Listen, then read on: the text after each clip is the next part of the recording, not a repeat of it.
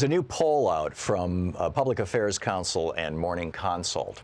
And what this poll found was that while the news media is trusted as a primary source for what's going on, 46% of Americans say they trust the news media, 71% of Americans said that they trust their friends and neighbors as a source of media more than the news media, 71%.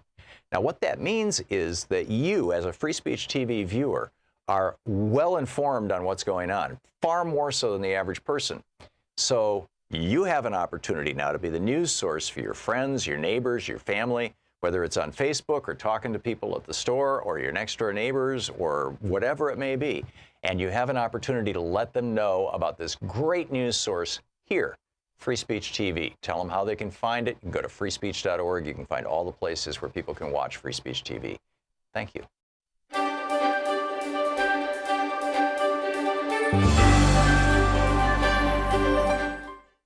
Today, we're reading about Thunderdome politics, an uncivil war taking back our democracy in an age of Trumpian disinformation and Thunderdome politics by Greg Sargent, the Washington Post columnist. This is from his chapter on voter suppression. It's page 37. Republicans and Democrats inhabit different political realities, as mentioned in a previous chapter. But there are certain facts about our politics that are just objectively true. One of them is this. Generally speaking, efforts to make it harder to vote are almost always pushed by Republicans. You cannot understand what is happening in American politics right now without recognizing this stark and very fundamental difference between the two major political parties. During this decade, procedural hurdles were put into place in around 20 states that in some manner or other have made it harder to vote or to register to vote, or have undone previous efforts to make voting or registering easier, or have otherwise threatened serious disenfranchisement. Most of them were the creation of Republican lawmakers and officials. The difference in the two parties' national platforms for 2016 tells the story. The GOP platform champions additional hurdles that are absurdly disproportionate to the phantom abuse it alleges, while the Democratic platform champions multiple specific ways to make it easier to vote, not harder. The most common and controversial of methods used by Republicans to suppress Democratic turnout is the requirement that would-be voters present identification at the polls. The game here tends to turn on requiring forms of ID that some groups are less likely to have, making participation harder for them. Other restrictions include techniques like cutting back on early voting and making it harder to register, both of which have, in recent years, been instituted in multiple states. Republicans who have passed laws making it harder to vote have tended to claim such measures are necessary to protect against, quote, voter fraud. We'll look at this in more detail below, but for now, note that most of the states that have passed such measures did so while under Republican control. As New York University political scientist Samuel Isikoff has memorably put it, the single predictor necessary to determine whether a state will impose voter access restrictions is whether Republicans control the ballot access process. Scholars trace the modern era of warfare over election rules to the intensely contested presidential election of 2000, in which a divided Supreme Court halted the recount in Florida, throwing the presidency to George W. Bush. The closeness and partisan acrimony of that contest, combined with the intense national focus on election rules that accompanied the court battle over it, helped persuade both parties to invest much more attention and energy on those rules. As a result, both the implementation of measures restricting the ballot and the legal battles over them have intensified in recent years. A brief glance at the surprising history of voter ID laws begins to tell the story of this tightening. In the 1970s, several states implemented voter ID measures, but all of them provided for ways that voters without the proper ID could cast a ballot. By 2000, there were 14 such laws, and they had been implemented by politicians in both parties. But by the mid-2000s, amid rising post-2000 acrimony, a handful of red states began implementing voter ID laws that the nonpartisan National Conference of State Legislatures described as, quote, strict, meaning that they make it easy to disqualify those who don't pass muster. After one of those laws in Indiana was challenged and then upheld in 2008 by the Supreme Court, an escalation began that gained momentum in the Obama era. From 2010 onward, the adoption of voter ID laws in general and of strict ones in particular accelerated. Though a handful were blocked in the courts, as of this writing, a total of 34 states have voter ID laws in effect, 24 that are deemed non-strict and 10 that are deemed strict. The strict ones are in red states or in swing states where they were implemented by Republicans. The story is very similar if you evaluate the state's voting rules in a broader way, by including not just voter ID measures, but also cutbacks to early voting and restrictions on registration. Here the trend is just as pronounced. After the 2010 elections, the Brennan Center for Justice documented a sharp rise in efforts to pass such measures in the state legislatures across the country. Not all these efforts bore fruit, but many did. By the time voting took place in Election Day 2016, some 14 states had these new restrictions in place for the first time in a presidential election. Now, as of this writing, by the Brennan Center's count, some 20 states have successfully implemented either strict voting ID requirements or cutbacks to early voting or restrictions on registration or other measures with meaningful disenfranchising effects. If you're a liberal who's frustrated by the seemingly unbreakable Republican dominance of national politics, not to mention GOP control of most state governments across the country, then the chances are that these restrictions figure heavily into your explanation of this GOP supremacy. Indeed, social media has been absolutely saturated in recent years with variations of the lament that Republican political dominance is largely maintained through a combination of nefarious and undemocratic tactics, such as ballot restrictions that keep constituencies unfriendly to the GOP from voting, and extreme gerrymanders that have, in effect, built a fortress around the GOP's majority in the House of Representatives. Democrats frequently invoke the GOP's use of these tactics, often justifiably, to raise money and to galvanize turnout. This narrative contains some important truths. Some of the forms that these restrictions on voting access have taken in recent years are diabolically obvious in their efforts to keep constituencies supportive of Democrats from voting. Still others boast the distinction of being more insidiously designed and thus less obvious in their intentions. The book is An Uncivil War by Greg Sargent of the Washington Post. Want to connect with the show online? You can find the Thom Hartmann Program on Facebook, Twitter, and Instagram.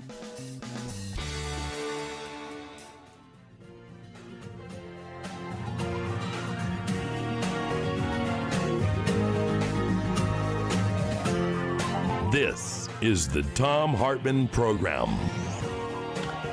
Greetings, my friends, patriots, lovers of democracy, truth, and justice, believers in peace, freedom, and the American way. Thom Hartmann here with you. A foggy Thursday this morning. Walking into work, the fog was really dense on the Columbia River. It's remarkable. In Washington, D.C., a New York man was planning to blow up a bomb. By the way, we've got a lot of the program today. Dr. Michael Mann will be with us in about 25 minutes, 30 minutes. Congressman Mark Pocan will be with us for the entire second hour of the show, taking your calls. And we got the three of the strangest headlines for our third hour about Fox News, Melania, and eating glue. We'll get to all that. But I wanted to start out by talking about sortition. Sortition? What's that? Sortition, well, back to the New York guy who built this 200-pound bomb that he wanted to blow up on the National Mall. They just arrested him yesterday. He had sent a note to a reporter about what he was doing and why he was doing it, presumably in the belief that the reporter would wait until after he had blown up the bomb and in the process killed himself to put out his manifesto, as it were. So, you've got a guy who's clearly mentally ill, I would say, at the very least. But he was trying to blow himself up on the National Mall in order to promote an idea that actually might be an interesting thing to have a conversation about. So I'm going to set aside the crazy guy, I'm not even going to mention his name, and get right to sortition, this political system that he was advocating. Sortition is the way we pick juries. The way that we pick juries is everybody who is eligible to be on a jury, everybody who is presumably a citizen and of the age of majority. And different states do it in different ways. Some states it's off the voting rolls, other states it's off the driver's license rolls. It varies around the country. But basically, the idea is if you can get a really, really large pool of people, and then in a genuinely random way, select from that pool of people a small group that will do the business that needs to be done. In the case of a jury, it's deciding guilt or innocence. In the case of a legislature, it's passing laws. It's governing a country. If you can do that, then you will have in the example of the jury or in the example of the legislature, you will have a jury or a legislature that actually represents the community. Now, our juries have not really pulled this off successfully, in large part because they've typically been drawn from voting, from registered voters, and registered voters have always tended to be older and whiter. Although that may be changing. Brian Kemp's efforts to block 56,000 or 65,000 or whatever it was, largely African-American voters in Georgia from being on the rolls, which we talked about at some length yesterday.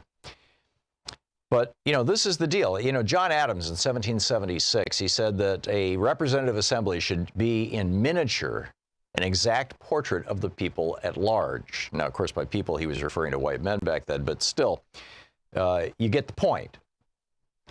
And so here we have right now a legislature where 80% of the people in the House and Senate are male.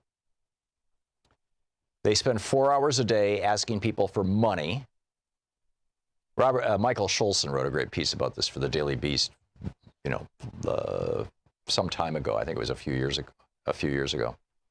The median net worth is $900,000, and about a third of them are lawyers.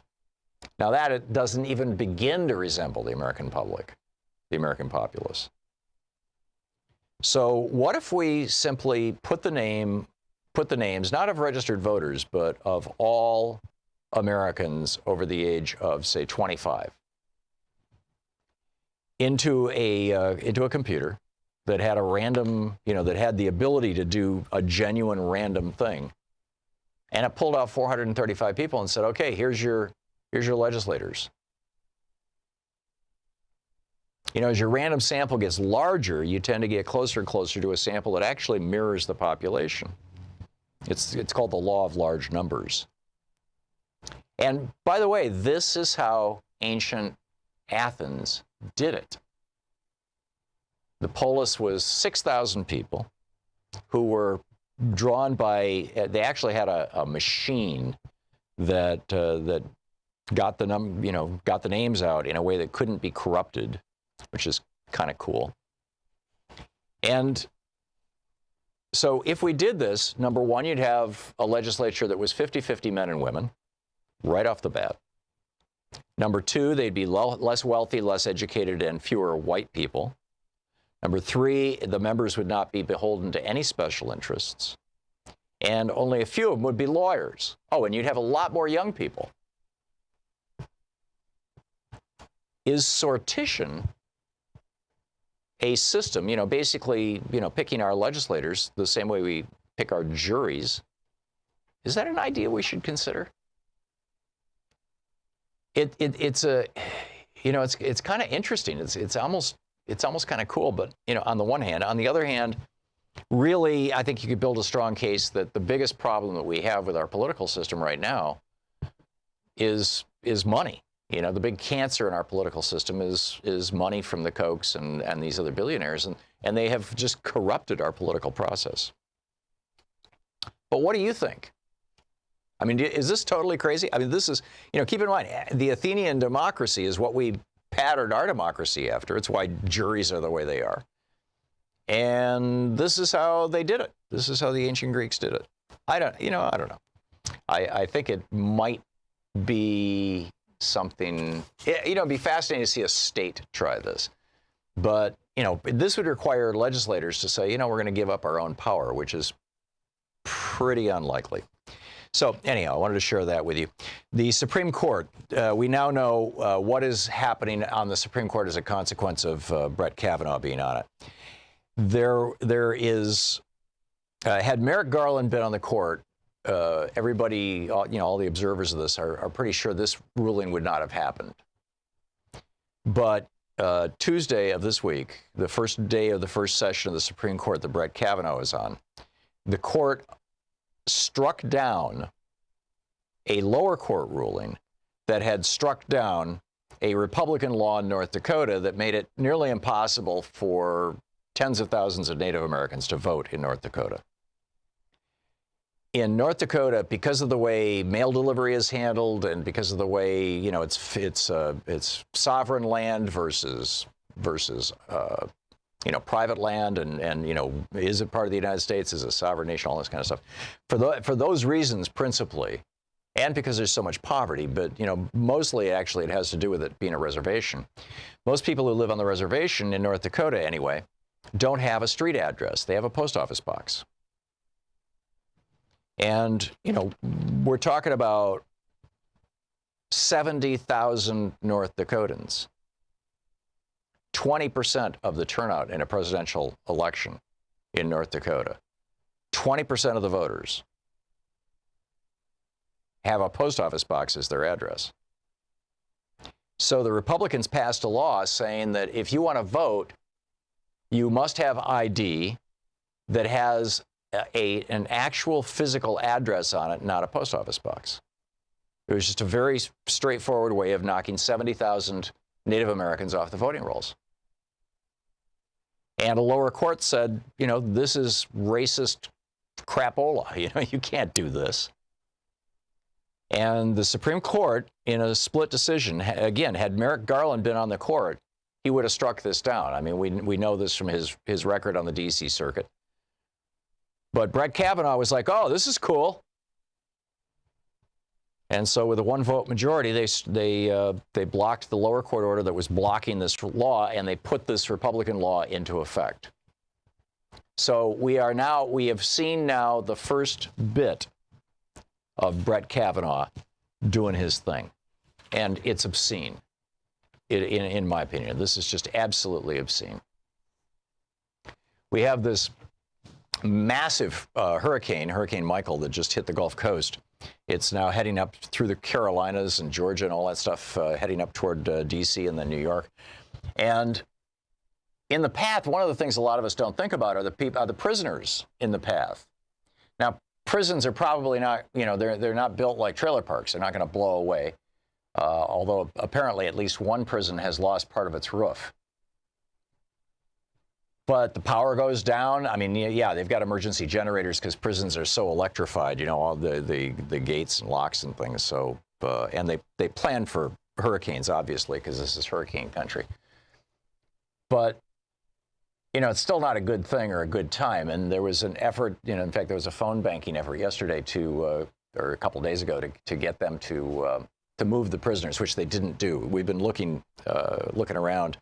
And Nate was looking around this morning for any reports of any injuries or anything like that. We haven't found any. But if you know of anything that has to do with this issue, you know, give us a shout. Yesterday at some length, you know, I'm going to pick this up on the other side of the break. Yesterday there was this op-ed that was published under the name of Donald Trump. Apparently it was just a White House press release that an editor at USA Today thought, this is pretty cool. Let's put it in USA Today and let's tweet it out to our 3.6 million Twitter followers. And literally every sentence was a lie. I'll tell you all about this. We'll talk about this a little bit more just on the other side of this break. It's 17 and a half minutes past the hour. This is the Thom Hartmann Program. We'll be back with your calls, more of the news of the day right after this. Stick around.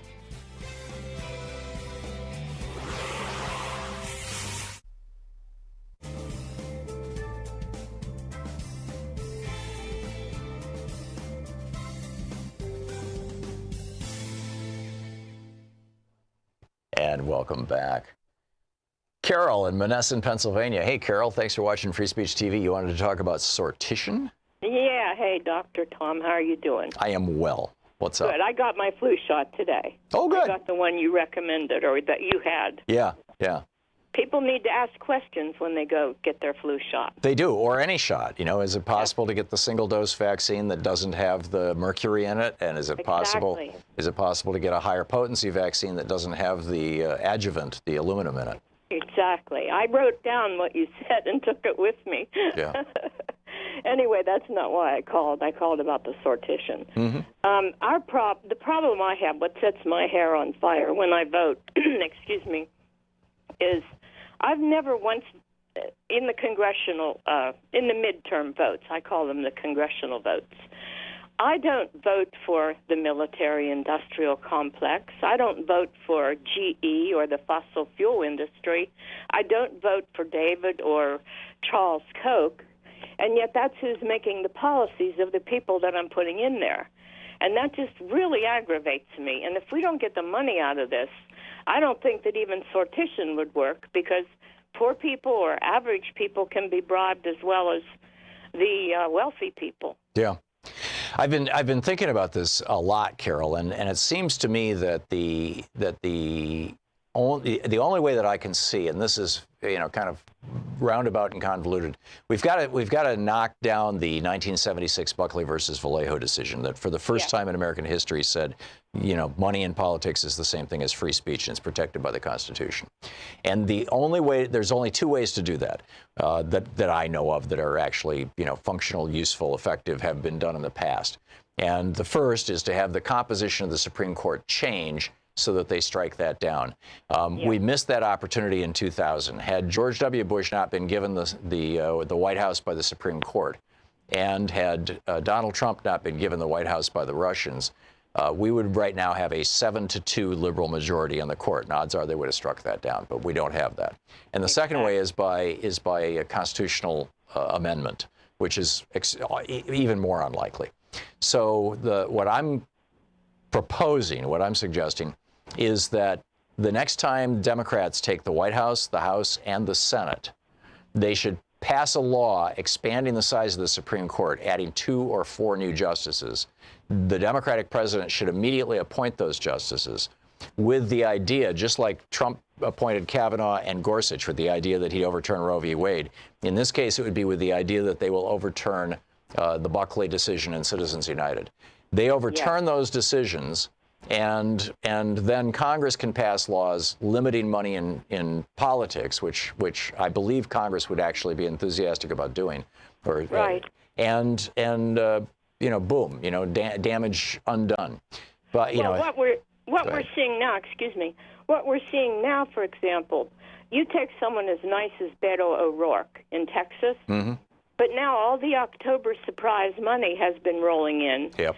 And guess what? The most deplorable man in the Senate, Ted Cruz, is way ahead of Beto O'Rourke. Yep.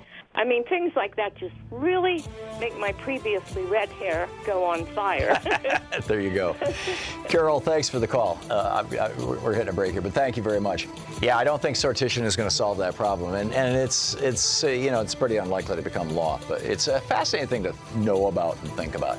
Anyhow, it's coming up on 22 minutes past the hour. We'll be right back.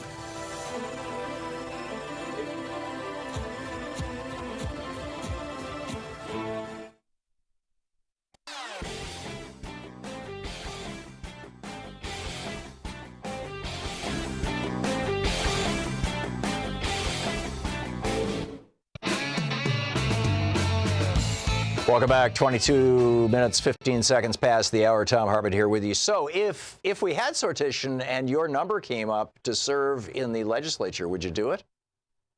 That's perhaps a more interesting question. But, what do we do?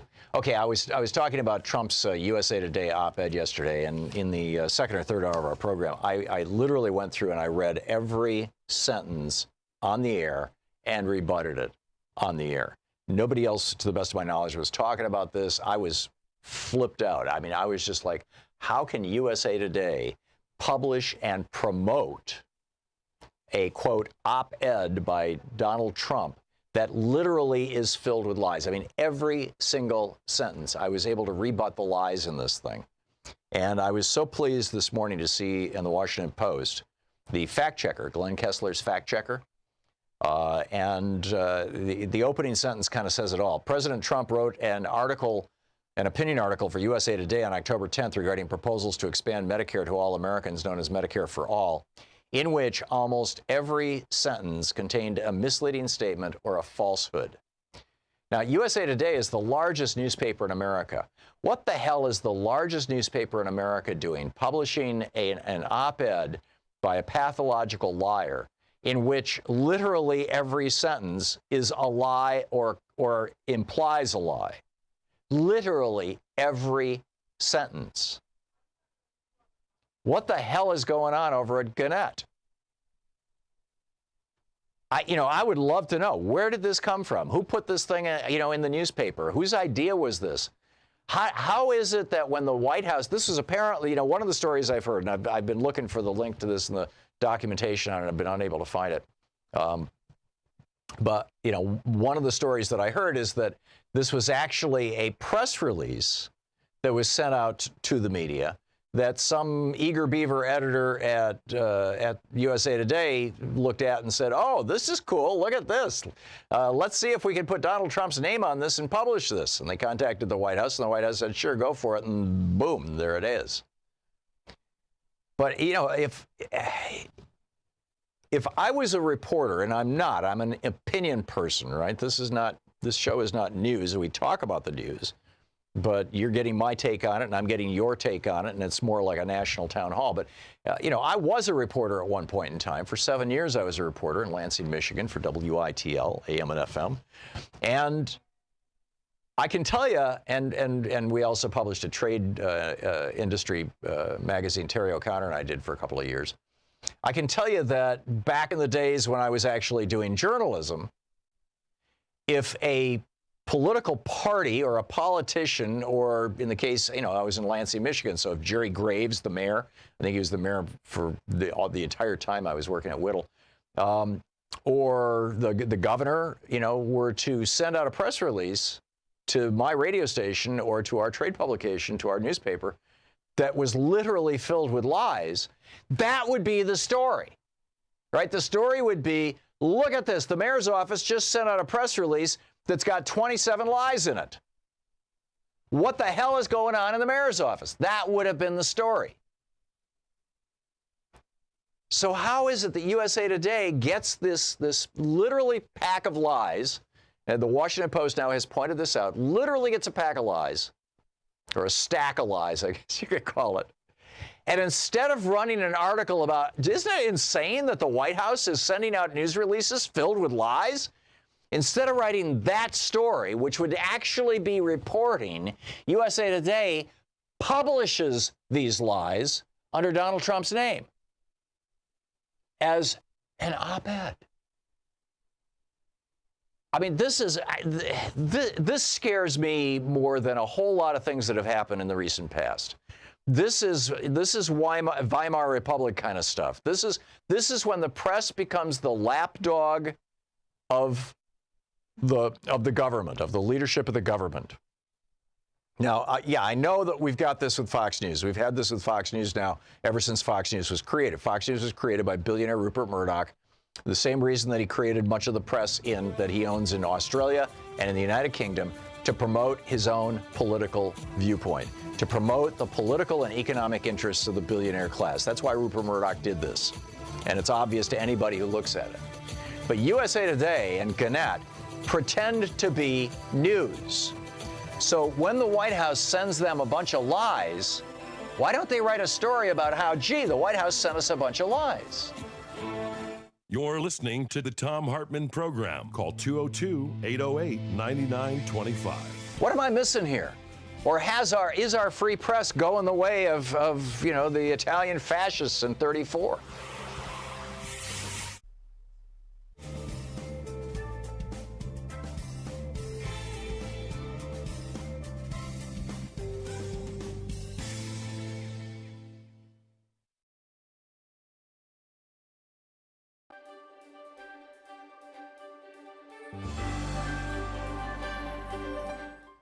Today we're reading The Shadow President, The Truth About Mike Pence by Michael D'Antonio. This is from the first chapter. For decades, Pence had presented himself as a humble servant who could be entrusted with power because he was at heart a mild-mannered Midwesterner. Friends and foes alike said his major character trait was extreme niceness.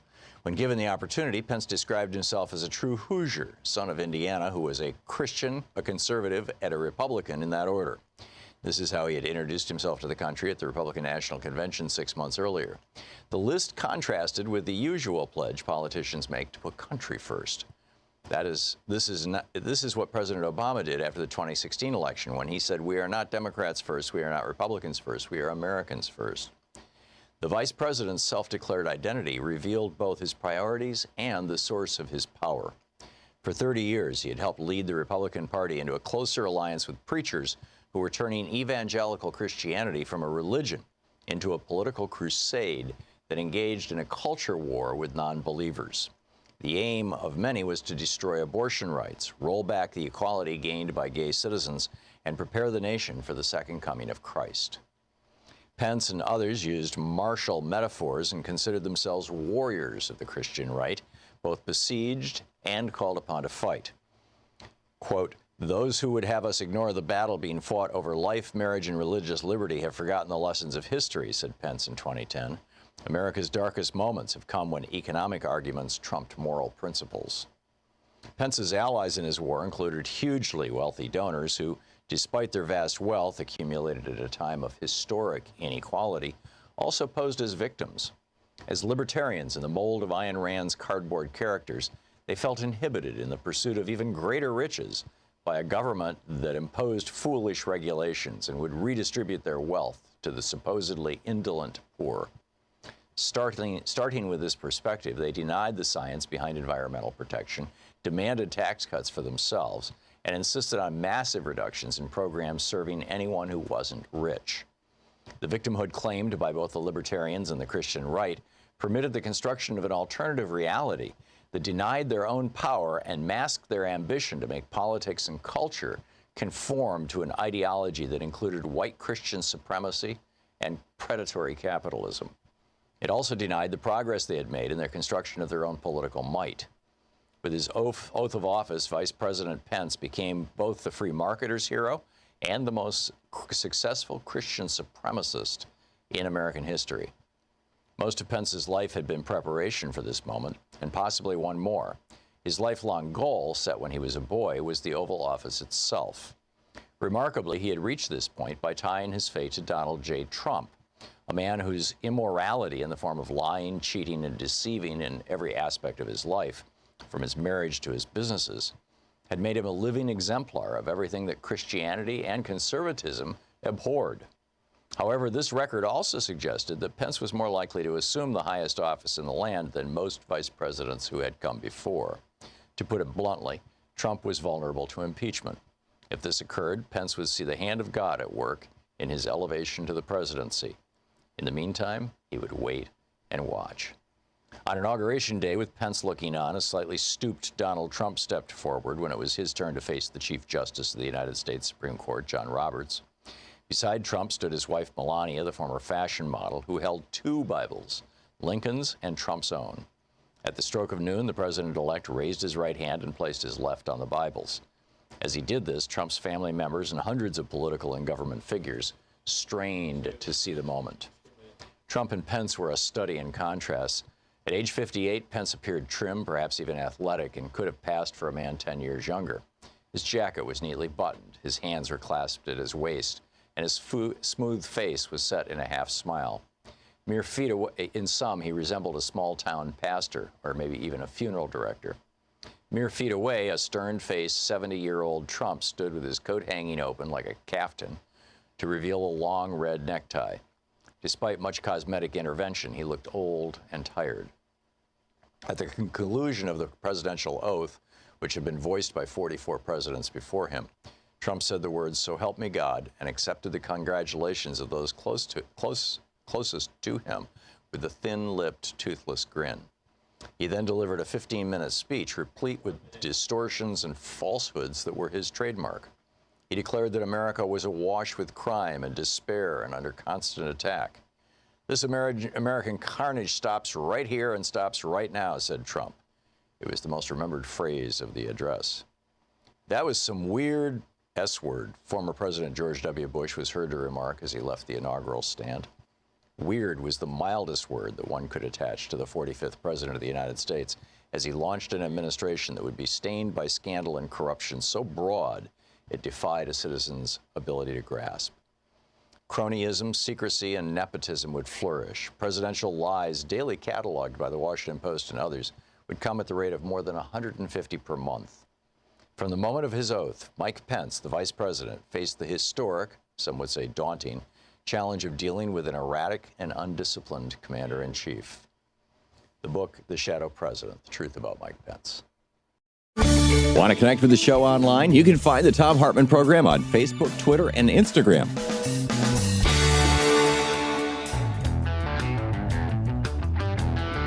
Welcome back.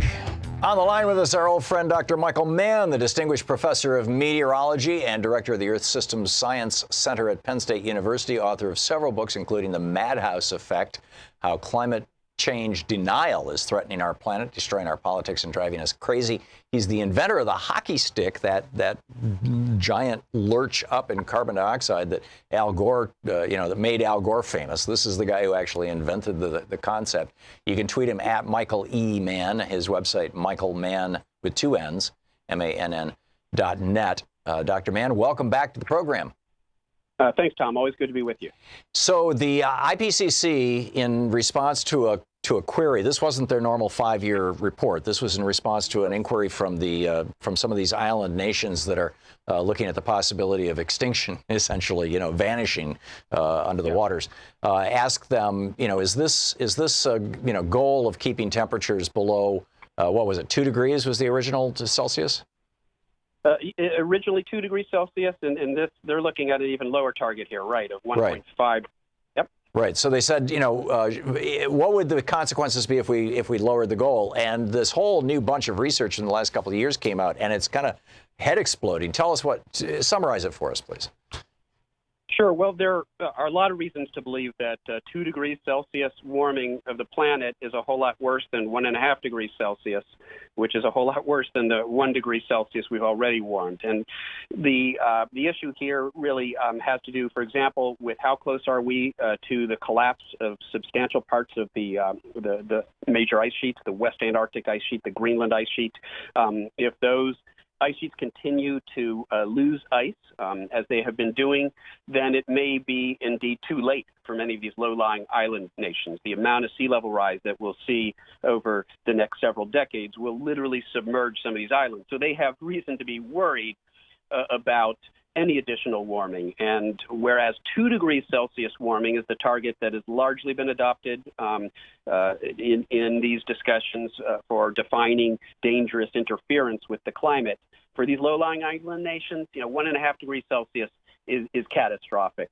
For many of the regions that are suffering unprecedented droughts and heat waves and wildfires, we've already warmed a dangerous amount. And so it's really a question of how far down this dangerous highway are we willing to go? Yeah. And how far are we willing to go, apparently? Well, in the absence of any, mitigation, and if we pursue business as usual, burning of fossil fuels, and warm the planet by 4 to 5 Celsius, at 7 to 9 Fahrenheit by the end of the century, then we will see truly devastating climate change impacts. The devastating summer of 2018, with the wildfires and floods and the superstorms we've seen this fall, most recently my namesake Michael. Yeah. Devastating storm. That's the strongest storm ever to landfall the U.S. coastline this late in the season. That will be par for the course, and we'll see far more devastating extreme weather events, hurricanes, massive sea level rise, and flooding. That's a world that we certainly don't want to live in. We don't want our children and grandchildren to live in. If we, curtail our burning of fossil fuels dramatically in the years ahead, we can still avoid warming the planet more than 2 degrees Celsius, and we certainly don't want to warm it any more than that. The Paris Agreement basically gets us halfway from that 4 to 5 Celsius, 7 to 9 Fahrenheit warming down to the 2 degree Celsius warming that pretty much everybody agrees we want to keep warming below.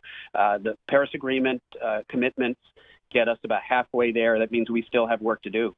Well, this report is essentially calling for a massive reduction within the next 10 to 12 years. Can you give us the specifics that they're calling for in terms of reductions? And, having established that it'll be a disaster if we don't do this, I mean, we've got several Republicans now who have come out and said, literally have made fun of it. I mean, three Republican members of Congress in the last 24 hours, one of them made the comment, it would take all the money in the world to do this, which is BS. Another made a similar comment. What specifically are they saying we have to do and we have to start doing right now? Yeah, and of course, it is a disingenuous talking point to say it will cost us dearly to act, because the reality is it will cost us dearly to not act. Well, and it already is. I mean, look at Hurricane Michael. Yeah. Well, absolutely, and the devastating extreme weather events, the wildfires and droughts and floods that we've seen this summer.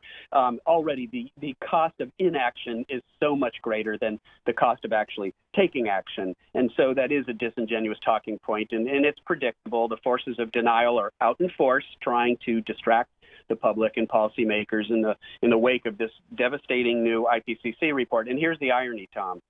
This report is overly conservative, as the IPCC reports always are. And in terms of the budget of carbon, how much carbon do we have left that we can burn and still avoid warming the planet more than that dangerous 2 degrees Celsius warming? We have argued that the number that the IPCC is using is probably a factor of 2 too large, and in part because what it gets into some of the details here. The way they measure how much the planet has warmed, obviously you need to define what the baseline is. What is the pre-industrial baseline?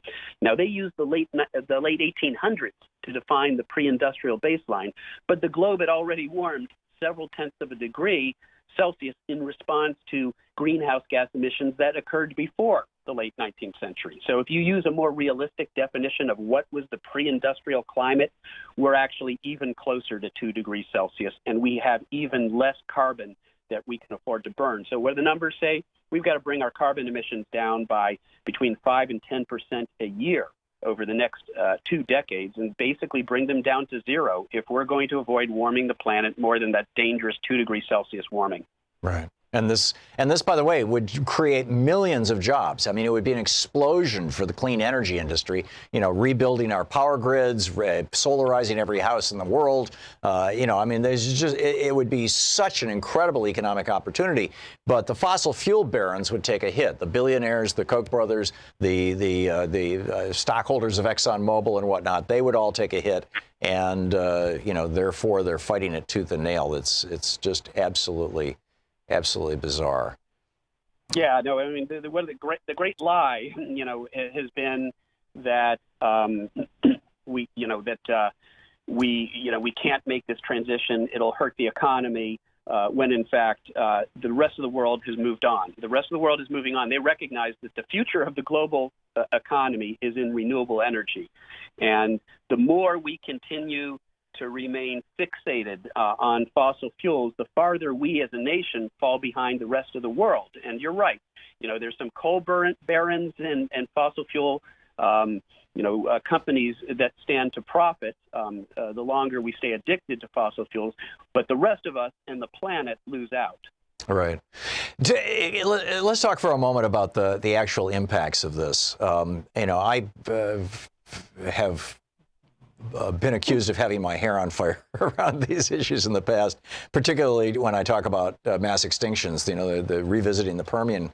But let's talk about just, kind of a middle point here, civilization. We have already seen, I believe, as a consequence of global warming, and please reality check me on this, we've seen the desert move south. I believe it's over 100 miles in the last 2 decades in the northern part of Africa and the Middle East. And the consequence of that was, farmers being wiped out, moving into the big cities, the big cities then becoming unstable in countries like Syria, Libya, Egypt, and so forth, and leading to what was referred to as the Arab Spring. Apparently, it was provoked by climate change.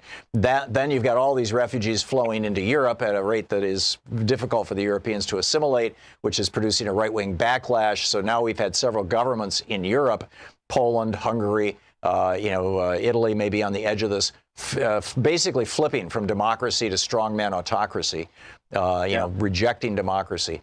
And then in other parts of the world, Bangladesh, some parts of northern India, we're seeing, just massive movements of people, millions and millions of people moving in as a consequence of climate change. At what point, so clearly, A, it's already destructive to democracy, this fragile form of governance that we've kind of evolved over the last couple hundred years. And B, tell me if you agree with everything I just said, and then if so, B, at what point do we say this actually endangers civilization?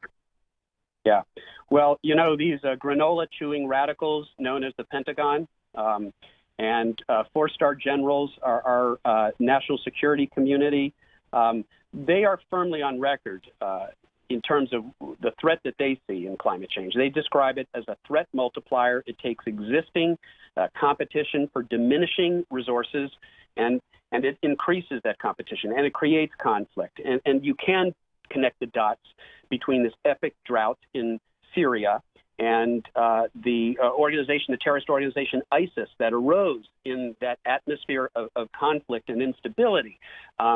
So it's, even if you dismiss climate change for all the other reasons, if you're a national security hawk, you ought to care about climate change because it is our greatest national security threat. And our armed forces understand that. And our national security community understands that. The Pentagon understands that. Many of our business leaders understand that as well because they, lose out in an unstable world economy. So, it used to be the case that climate change was sort of thought of as an issue that only the environmental left cares about or should care about. But it doesn't matter where you are on the political spectrum. The impacts of climate change are already very real. They're hurting all of us, and we should all care regardless of our politics. Yeah. This is serious stuff. This is very serious stuff, and we need to treat it as such. Dr. Michael Mann, his latest book, The Madhouse Effect. What was the title of your book about the hockey stick? The hockey stick and the climate wars. The hockey stick and the climate wars. That was absolutely brilliant. Dr. Michael Mann, michaelmann.net. Thank you so much for being with us, sir. Thank you, Tom. Always a pleasure. Great talking with you. We'll be back. You too. You're listening to Thom Hartmann. Visit thomhartmann.com for audio and video archives. We'll be back with more of the news of the day and your calls right after this. It is 46 minutes past the hour.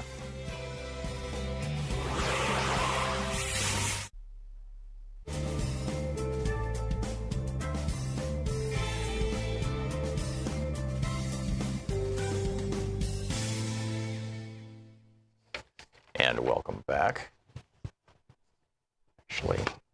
So let's pick up some of your phone calls here. John in Los Angeles. Hey, John, what's on your mind today? Thanks for listening to KPFK. Hi, Tom. I was really interested, and you know what? I'm so glad you read the Smedley Butler. Anyway, the thing you were talking about, the juries and picking governments and stuff, things have to change. Things aren't working. Yeah. These people aren't representing us. Yeah, I'm not sure the sortition is the answer, although it would be fascinating to see, maybe a town do it for the city council kind of thing or something like that. I mean, although that may not be a large enough sample. It has to be more than a one-prong approach. Yeah. We have to, the media is not what it used to be. It used to be a lot more diverse. Mm-hmm. We used to have things that kept people, corporations, and it used to be illegal for corporations to give money to politicians. The Tillman Act was passed in 1907 and outlawed that, and that got overturned by the Buckley decision in '76. And I would think that that a president, one person picking the Supreme Court doesn't seem right. And that jury thing might be good to have a bunch of people. A sort of a type of jury to pick a Supreme Court justice. Oh, that's interesting. I wonder if you did sortition among all the lawyers in America to go on the Supreme Court, because I don't think you'd want somebody on the court who wasn't a lawyer. We've had many, many great people on the Supreme Court who weren't lawyers. Yeah, you're right. Actually, well, in the first I don't first see why century that and a could half, change. in the first century and a half, we basically didn't even have law schools early on. I mean, it certainly. What's very scary is that the way they rig the system is that they've attacked the freedom of speech. I mean, used to be able to take the bar exam and become a lawyer. Now you have to be indoctrinated into a law school, Right, and things like that. I mean, it's no. When I was in my 30s, that they take these things away from us, and all of a sudden the water's boiling, and we don't know what to do. Yeah, I remember when I was in my 30s, there was a correspondence school, a mail order school, law school.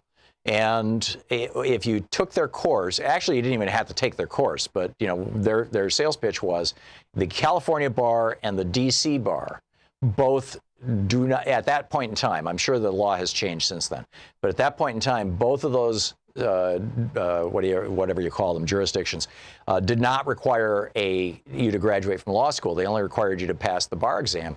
And I ordered up this course, and for a couple of months, I was studying law like crazy, thinking this is going to be a lot of fun.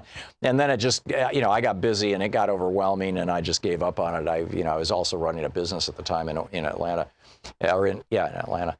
But it was, maybe we should consider going back to some. Of course, we used to also not have standards for doctors, which was a problem. I don't know. I guess you could argue either side of that. But anyhow, sortition. So you're in favor of limited sortition? We have to start experimenting. We have to do a Continental Congress because these people aren't representing us. And when Republicans and Democrats are getting their money from the same people and always can agree about war, there's something seriously wrong here in America. Yeah, I agree. On the war issue, absolutely. It's a big issue. John, thank you. We'll be back. It's coming up on, it is 10 minutes before the hour.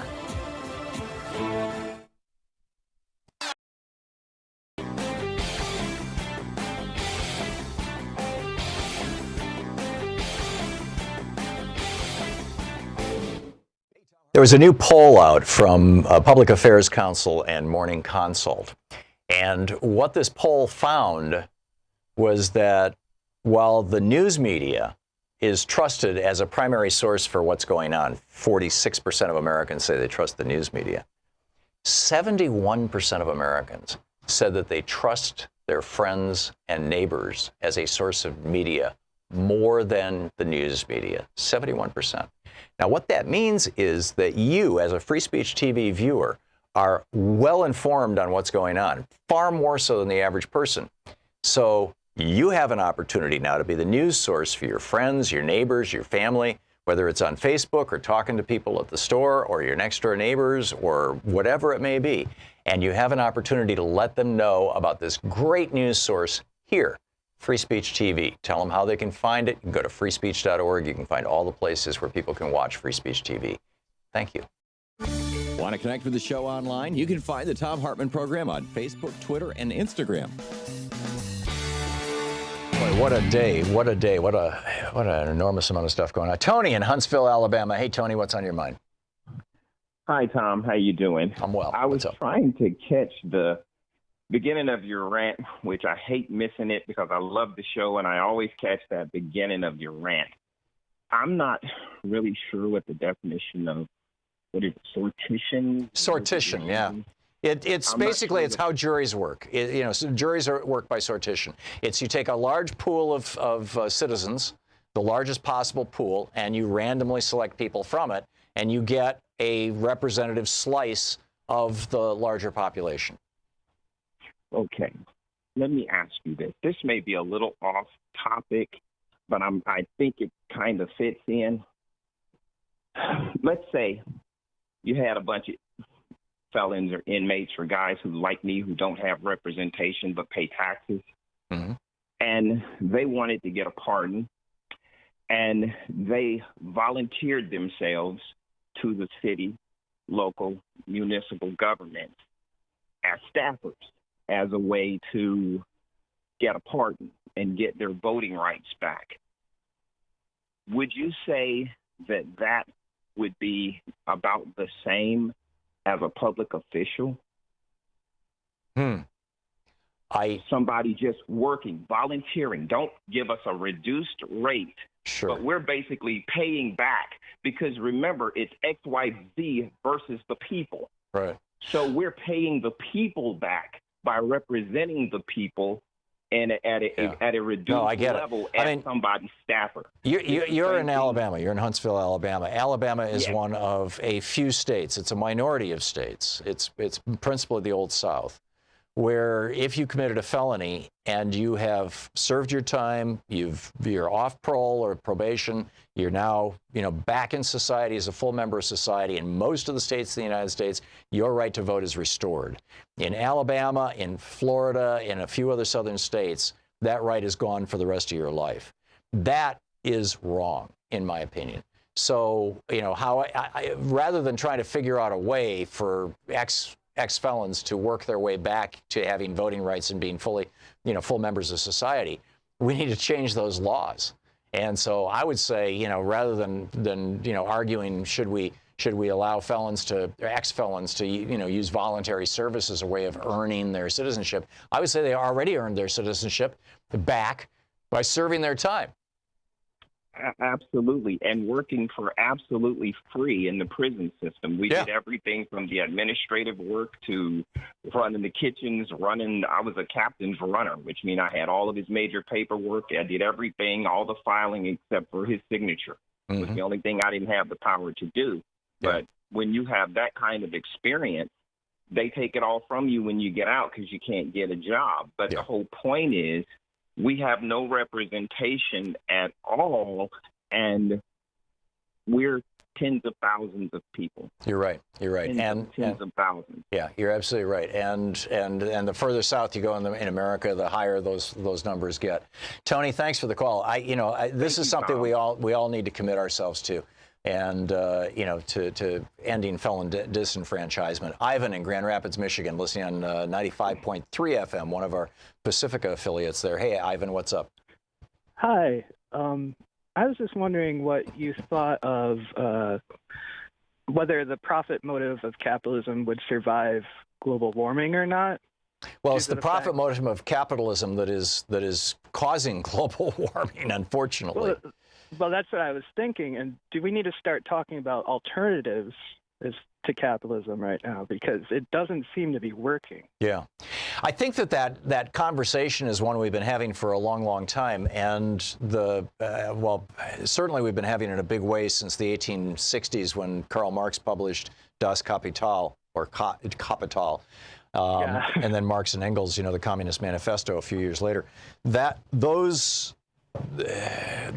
conversation kind of went sideways with the Soviet Union and Mao, who took the idea of communism, this really neat idea of everybody kind of, it was Jesus' idea, right? I mean, his merry band, everybody, they had the common purse. Judas was the one who was in charge of the common purse. That's communism, and turned it into a national thing. But it didn't work, and I think that communism works really, really well in small communities where everybody knows each other, because it does require a certain kind of honor system piece to it.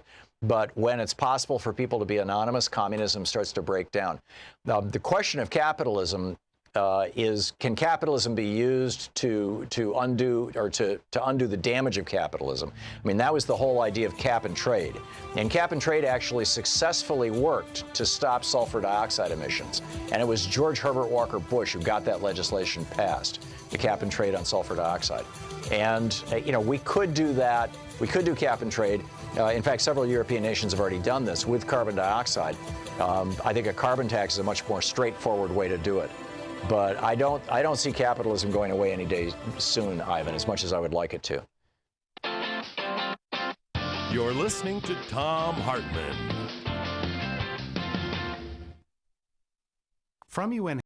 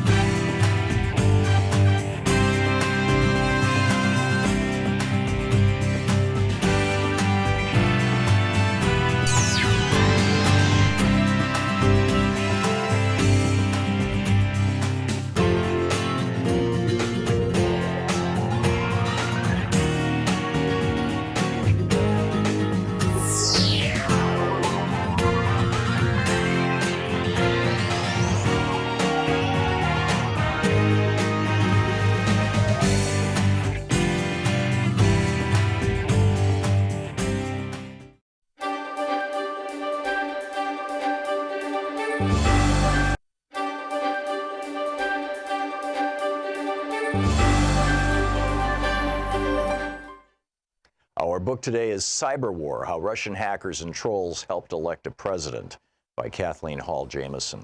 This is from the introduction. Imagine a strategy memo forecasting cyber attacks by Russian hackers, trolls, and bots designed to roil social discontent and damage the electoral process of a major party U.S. presidential nominee. Or, if she winds up winning, sabotage her ability to govern.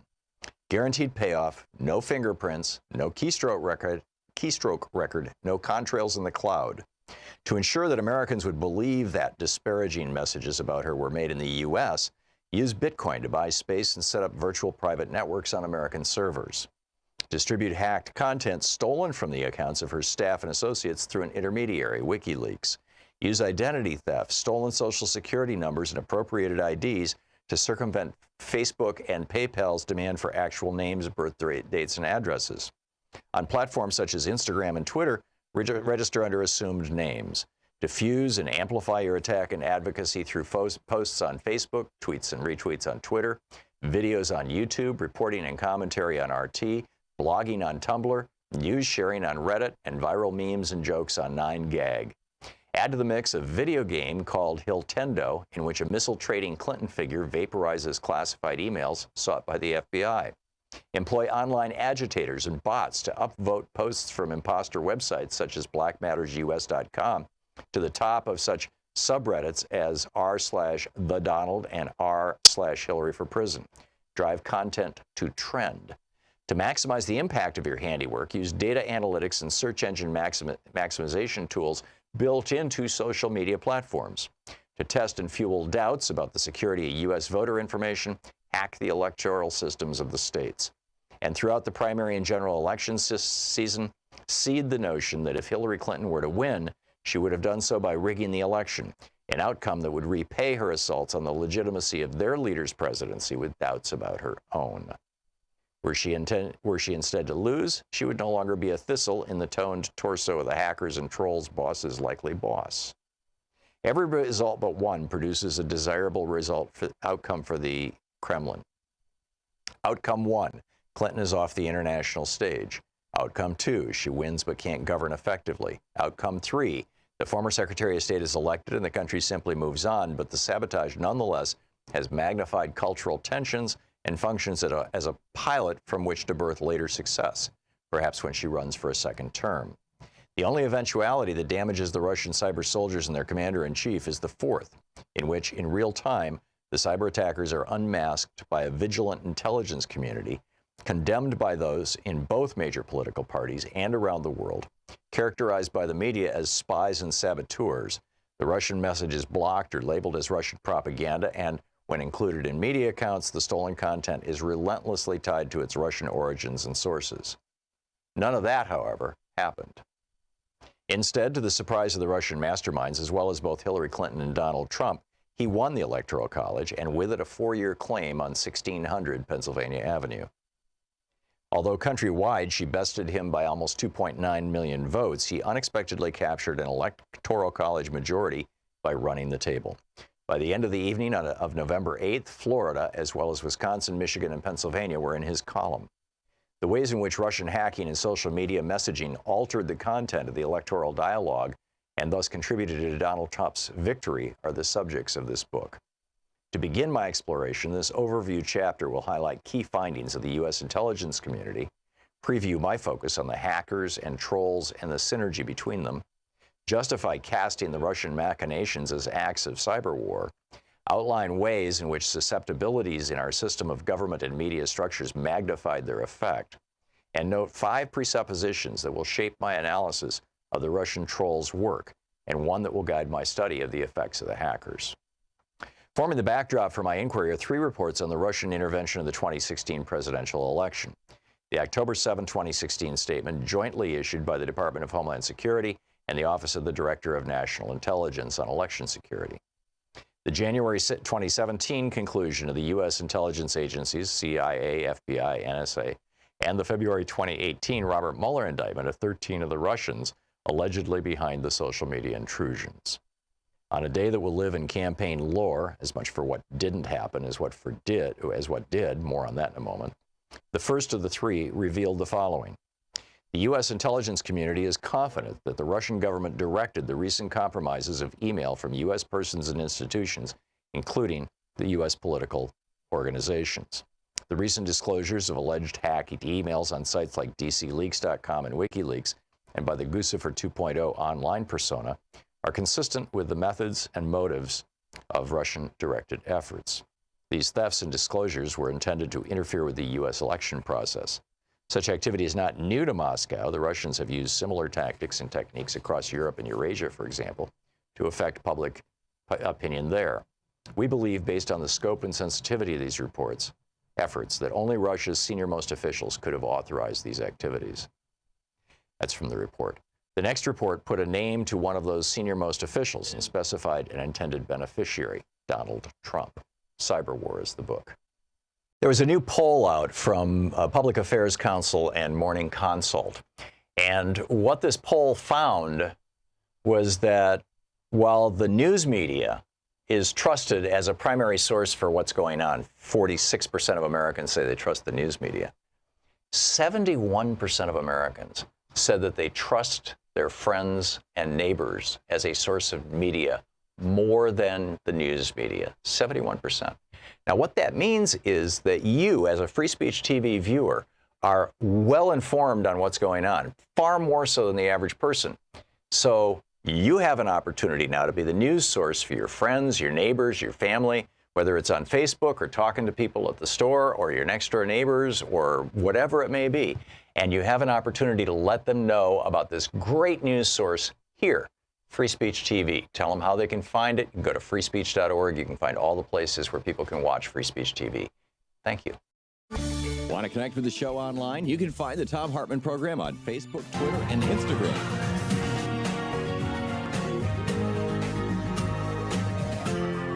This is the Thom Hartmann Program. Welcome back. Thom Hartmann here with you. On the line with us is our old buddy, Congressman Mark Pocan at the, it's Middays with Mark. It's today Thursday, right? Thursday edition, second hour. Hey, Congressman, great to have you with us. Thanks, Tom. And yeah, sorry, I was on the road the last couple of days up in Minnesota working on some races in Duluth and the Twin Cities. So, but glad to be here today. Thanks for having me. Great. And I should, add, of course, Middays with Mark, Congressman Pocan will be with us for the full hour, taking your calls on whatever topic you want to talk about. It's sort of a anything goes Thursday, I guess. But I had a couple of questions for you, sir. I went off yesterday loudly and angrily, and I still am. My mind is blown that Gannett, the largest publisher of newspapers in America, in USA Today, the largest circulation newspaper in the United States, published a, quote, op-ed. Apparently, this was a White House press release that some eager beaver at Gannett thought, hey, let's put the president's name on this and publish this as an op-ed, got permission from the White House and did that, in which literally every sentence is a lie, and the vast majority of the lies are lies about Democrats. And these same ads are being echoed in these attack ads that are being paid for by the Koch brothers through Paul Ryan's super PAC that we're seeing. I'm seeing them here in Oregon. We're seeing them all over the country. And this morning on MSNBC on Morning Joe, they were talking about how they just went through this list of race after race after race, where 2-3 weeks ago, it was really obvious the Democrats were winning. And right now the Republicans are winning because the $300 million that the Koch brothers promised to pour into the elections is now starting to hit the TV stations. What the hell is going on here? Yeah. Well, I think we're seeing it a drop more on the Senate than on the House side, but, it's going to have an effect when you put that kind of money in with the depth of lies. I mean, Paul Ryan's super PAC has been the sleaziest super PAC, I think, in history from what I've seen on the ads they put across. There seems to be no more standards whatsoever in how they're putting things out, attacking people's families, lying about changing their names to try to avoid, who they are. I mean, it's just a serious distortion of reality. But one of the big themes they're putting out right now, and I think there's an interesting thing we can do at this time is going after Medicare for all.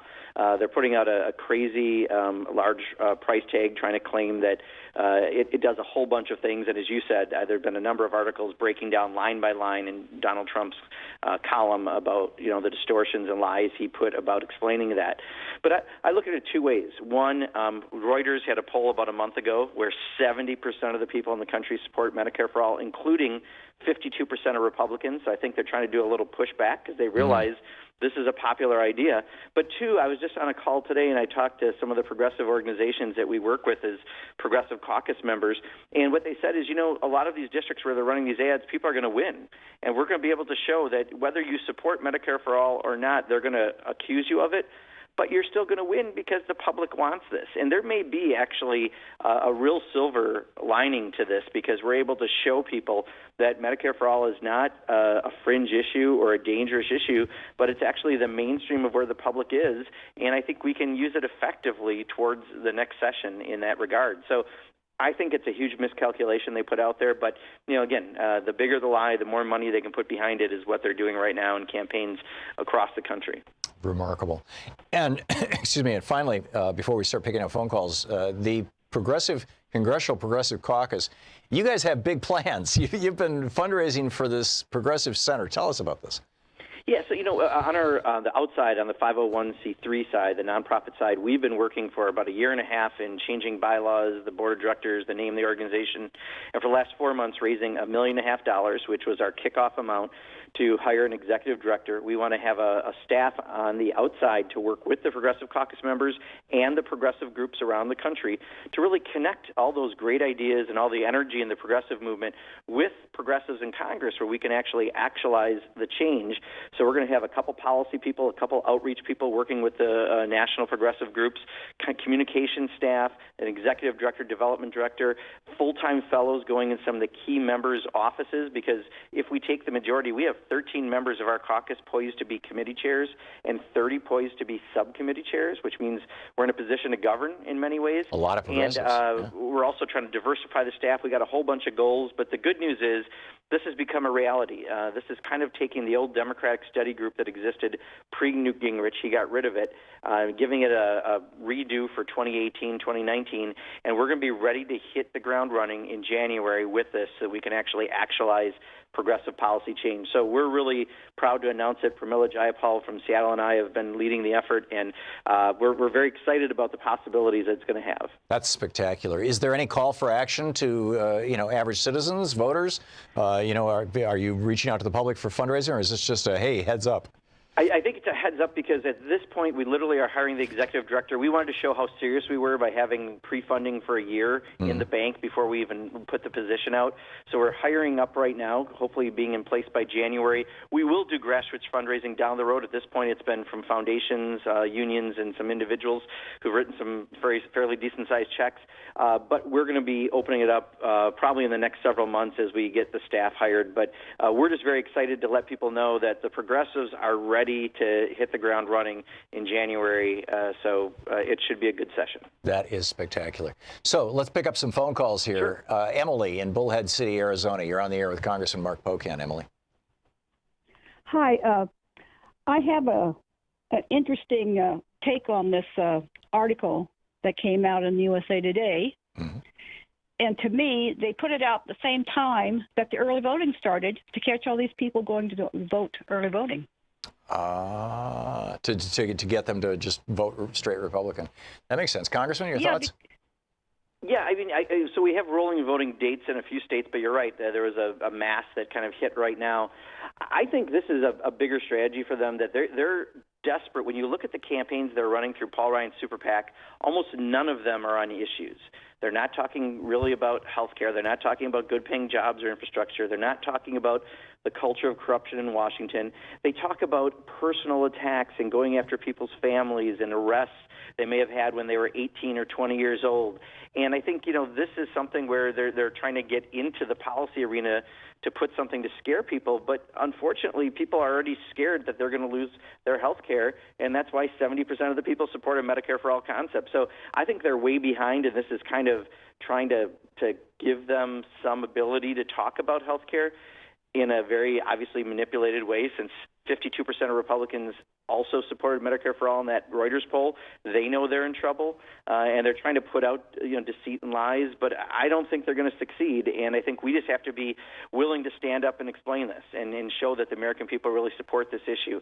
But there's no question a lot of what they've done timing-wise with ads in general, especially these really nasty negative ads, have been in coinciding with early voting. Yeah. Ben in South Orange, New Jersey, you're on the air with Congressman Mark Pocan.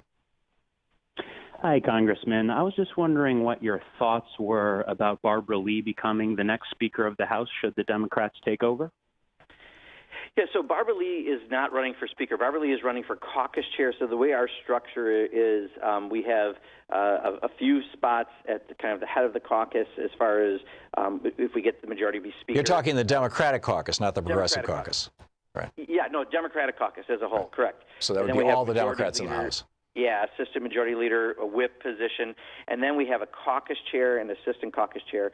Barbara Lee ran 2 years ago for caucus chair, lost by a couple votes.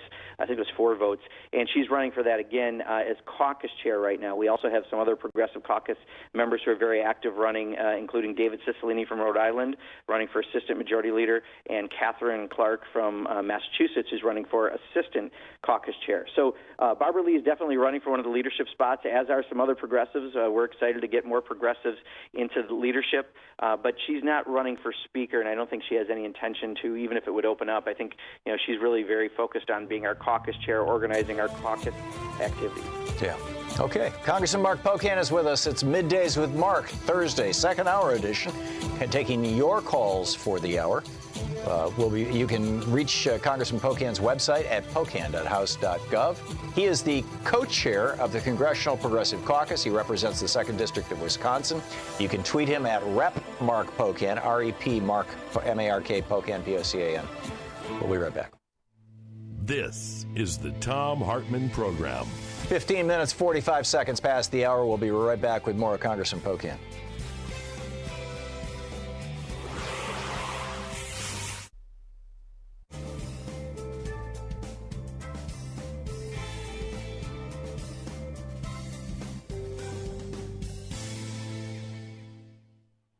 And welcome back.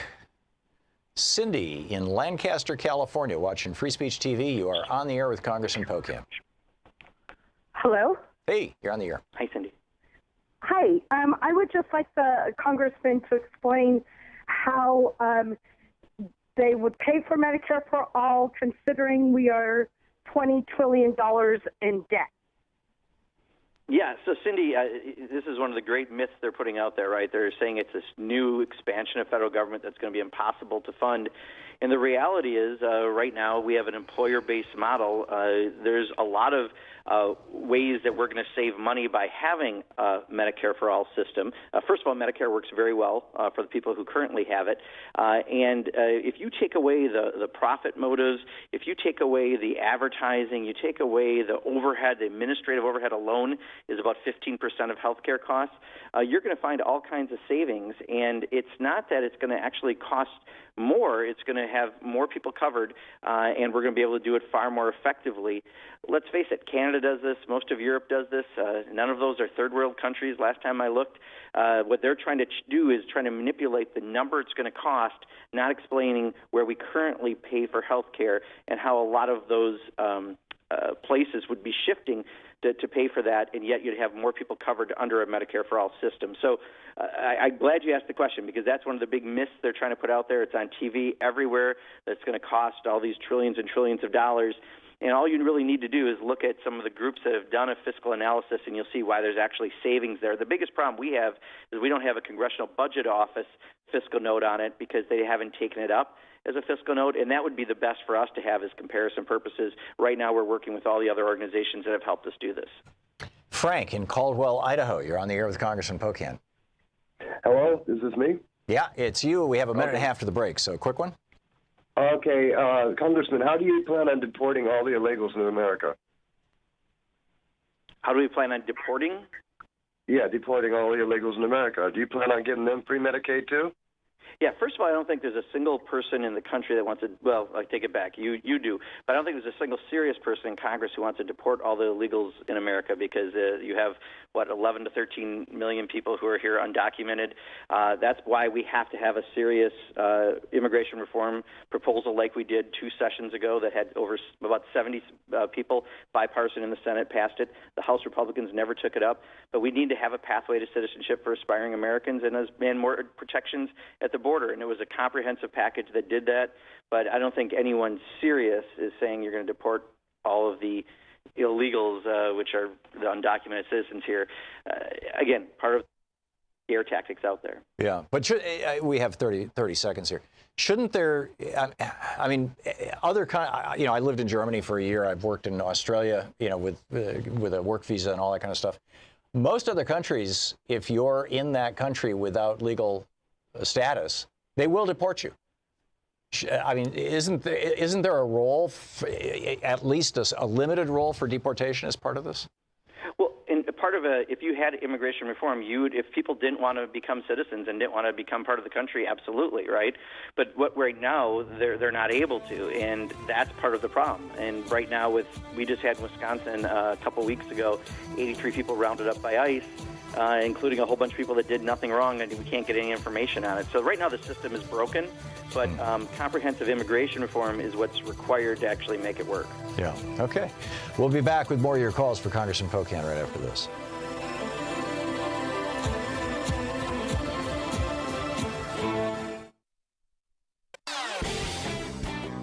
There was a new poll out from Public Affairs Council and Morning Consult. And what this poll found was that while the news media is trusted as a primary source for what's going on, 46% of Americans say they trust the news media, 71% of Americans said that they trust their friends and neighbors as a source of media more than the news media, 71%. Now, what that means is that you, as a Free Speech TV viewer, are well informed on what's going on, far more so than the average person.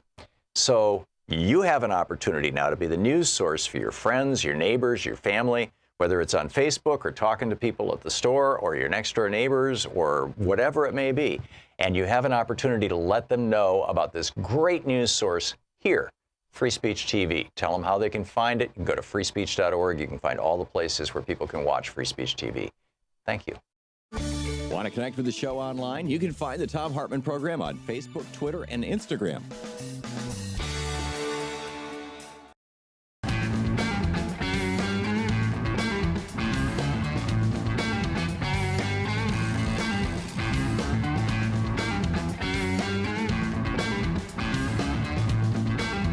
Welcome back. Congressman Mark Pocan taking your calls for the hour. Tony in Waterford, Michigan. Hey, Tony, what's on your mind? You're on the air with Congressman Pocan. Can you hear me? Yeah, we can hear you, Tony. Yeah. Okay, good. All right. I just wanted to... Actually, it's hard to hear you, Tony. If you could take off the speaker, please. You hear me better now? Yeah. Okay. All right. I was originally calling for you, Tom, but I didn't realize Congressman Pocan was going to be on the air today. I just have some general questions, and particularly apropos that Representative Pocan is on with you today. Just some of my background. I'm a 59-year-old gay man, and I'm retired. I have lots of money, have lots of time on my hands. I've been listening to you since 2007 when you were on Air America, and my life partner of 36 and a half years both went on the Air America cruise on the Holland America cruise line down the Baja Peninsula. And we sat with you and Louise at a booth for four. My positions are I oppose everything that the Republicans stand for, especially Donald Trump, Mike Pence.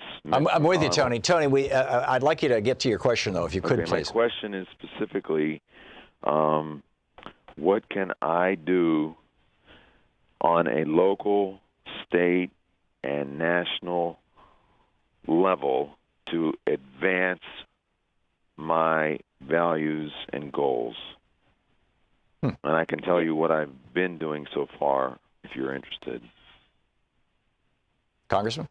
Well, Tony, first of all, a great question, and I get that almost daily here back home. And let me offer a couple of things. One, elections have consequences. We learned that from 2 years ago. In less than 4 weeks, we have in a very, very, very important election, especially for you in Michigan. You also have a governor's race and a Senate race and a number of House races. Get folks out to vote. Do everything you can to be part of the electoral process between now and November 6th. And then secondly, find those progressive groups that align closest with your values and support them. So if you think Indivisible, which was the organization of the year for the Progressive Caucus this last year, is doing a great job, and they are, because they have people across the country in grassroots movement. They have ways that you can call into districts in Kentucky or New Jersey, wherever there may be a key member, and you can call the people who live there to have them call their member of Congress, because quite honestly, you calling a member in New Jersey or Kentucky isn't going to have very much effect, but it will if you can get their constituents to do it. So find those groups that you agree with the most and double down with them. Support them financially, support them, be their efforts, take active part in their various actions that they do. But that's what we have to do. We just have to be more present than ever. We have to make sure that this is about a movement and not a moment, has been said previously. And this is really November 6th.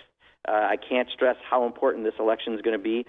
Make the next 4 weeks used very, very wisely, and then work with all those groups to help us enact the change. Rich in Sedro-Woolley, Washington. You're on the air with Congressman Pocan. Good morning, Tom and Congressman. Yes, I'm wondering, who's our spokesman? We've got Donald Trump out there writing this bunko editorial. Who's sitting down and writing our counter editorial to that, getting that published? Where's Senator Schumer? I mean, we're dealing with a cult here. When you're dealing with a cult, you want to immediately jump in their faces when they tell you a lie and say, no, that's not how it is. And I want to know who's got the power that the press cannot ignore, or Speaker Pelosi, I don't know, maybe Bernie. Who is our spokesperson who's going to jump out there, jump in their face, and counter these claims? Congressman? Sure. Well, Rich, the good news is I bet there are a bunch of groups and individuals writing those right now. I think Bernie Sanders would probably be the most prominent person since he's the lead author in the Senate. Pramila Jayapal and Debbie Dingell and others in the House are going to be taking this over from Keith Ellison. Those are all folks that might be active as well. I don't think you're going to see the Senate or House leadership because they have not formally taken a position on Medicare for all. But we have, again, people like Bernie Sanders and others who are well-respected who can certainly put that out. The good news is I've already read numerous articles that dissected, literally, as Tom said earlier, sentence by sentence, the lies that were put in Donald Trump's column. So there is a lot of pushback happening, but my guess is the best person to do that would be Bernie Sanders. And there's also a number of groups that have been very articulate on this issue as well that I'm sure are penning their own columns. Well, also, Chuck Schumer gave a speech on the floor of the Senate yesterday. His office sent a copy of it to me in email. I'm on their press list. And he took it apart, too. It's just that was not covered in the news. Nobody reported it. So, which is kind of the sad thing. But the good news is we already have 70% support, right? There you go.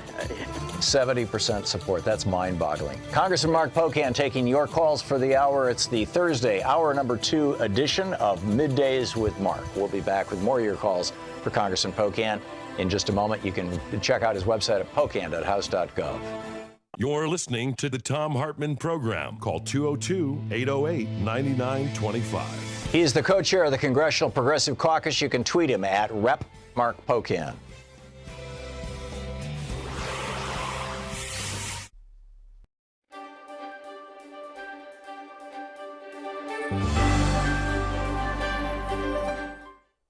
We're reading today from a book by David Sanger, the Pulitzer Prize-winning New York Times national security reporter. The title of the book is The Perfect Weapon: War, Sabotage, and Fear in the Cyber Age. We're reading from the preface. A year into Donald J. Trump's presidency, his defense secretary, Jim Mattis, sent the new commander-in-chief a startling recommendation. With nations around the world threatening to use cyber weapons to bring down America's power grids, cell phone networks, and water supplies, Trump should declare that he's ready to take extraordinary steps to protect the country. If any nation hit America's critical infrastructure with a devastating strike, even a non-nuclear one, it should be forewarned that the United States might reach for a nuclear weapon in response. Like most things in Washington, the recommendation leaked immediately. Excuse me. Many declared it a crazy idea and wild overkill. While nations had turned their cyber weapons against each other dozens of times in recent years, no attack had yet proven to cost a human life, at least directly. Not the American attacks on Iran's and North Korea's weapon programs, not the North Korean attacks on American banks, a famed Hollywood studio, and the British healthcare system, not the Russian attacks in Ukraine, Europe, and then at the core of American democracy. That streak of luck was certain to end soon, but why should Donald Trump or any of his successors take the huge risk of escalating a cyber war by going nuclear? The Pentagon's recommendation, it turned out, was the prelude to other proposals delivered to a president who values toughness and America first to use the nation's powerful cyber weapons far more aggressively. But it was also a reminder of how quickly the fear of devastating cyber attacks has moved from the stuff of science fiction and die-hard movies to the center of American defense strategy.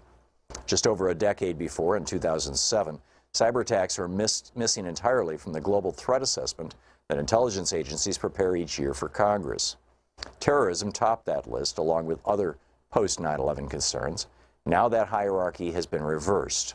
For several years, a variety of cyber threats, ranging from a paralyzing strike on the nation's cities to a sophisticated effort to undercut public confidence in its institutions, has appeared as the nation's #1 threat on the list. Not since the Soviets tested the bomb in 1949 had the perception of threats facing the nation been revised so quickly. Yet Mattis, who had risen to 4-star status in a career focused in the Middle East, feared that the 2 decades spent chasing al-Qaeda and ISIS around the globe had distracted America from its most potent challenges. Great power competition, not terrorism, is now the primary focus of U.S. national security, he said in early 2018. America's, quote, competitive edge has eroded in every domain of warfare, including the newest one, cyberspace. The nuclear strategy he handed Trump gave voice to an inchoate fear among many in the Pentagon that cyber attacks posed a threat unlike any other, one that we had completely failed to deter. The irony is that the United States remains the world's stealthiest, most skillful cyber power, as the Iranians discovered when their centrifuges spun out of control, and the North Koreans suspected as their missiles fell out of the sky. But the gap is closing. Cyber weapons are so cheap to develop and so easy to hide that they've proven irresistible. And American officials are discovering that in a world in which almost everything is connected, phones, cars, electrical grids, and satellites, everything can be disrupted, if not destroyed. For several years, the thinking inside the Pentagon was that only nations with nuclear weapons could threaten America's existence. Now that assumption is in doubt. In almost every classified Pentagon scenario for how a future confrontation with Russia and China, or even Iran and North Korea might play out, the adversary's first strike against the United States would include a cyber barrage aimed at civilians. It would fry power grids, stop trains, silence cell phones, and overwhelm the internet. In the worst-case scenarios, food and water would begin to run out. Hospitals would turn people away. Separated from their electronics and thus their connections, Americans would panic and turn against one another. The Pentagon is now planning for this scenario because it knows many of its own war plans open with similarly paralyzing cyber attacks against our adversaries, reflecting new strategies to try to win wars before a shot is fired. Glimpses of what this would look like have leaked out in recent years, thanks partly to Edward J. Snowden, partly because of a mysterious group called the Shadow Brokers, suspected of close links to Russian intelligence, to obtain terabytes of data containing many of the tools that the National Security Agency used to breach foreign computer networks. It didn't take long for some of those stolen cyber weapons to be shot back at America and its allies in attacks whose bizarre-sounding names, like WannaCry, suddenly appeared in the headlines every week. Yet the secrecy surrounding these programs obscures most public debate about the wisdom of using them or the risks inherent in losing control of them.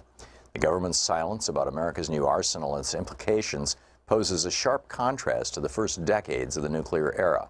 The horrific scenes of destruction at Hiroshima and Nagasaki not only seared the national psyche, but made America's destructive capabilities, and soon Russia's and China's, obvious and undeniable.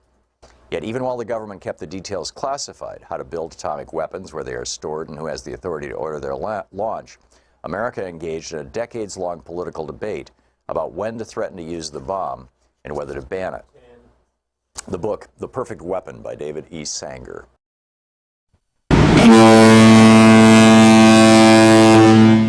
All aboard! It's a once-in-a-lifetime luxury Alaskan cruise on the Regent Seven Seas Mariner, July 24th, 2019. For more information, Keen Luxury Travel, 800-856-1155. And did I mention we'll be getting active on board with special events with yours truly, me and Louise, as we visit Ketchikan, Juneau, Skagway, Sitka, Hubbard Glacier, and Anchorage. Want to connect with the show online? You can find the Thom Hartmann Program on Facebook, Twitter, and Instagram.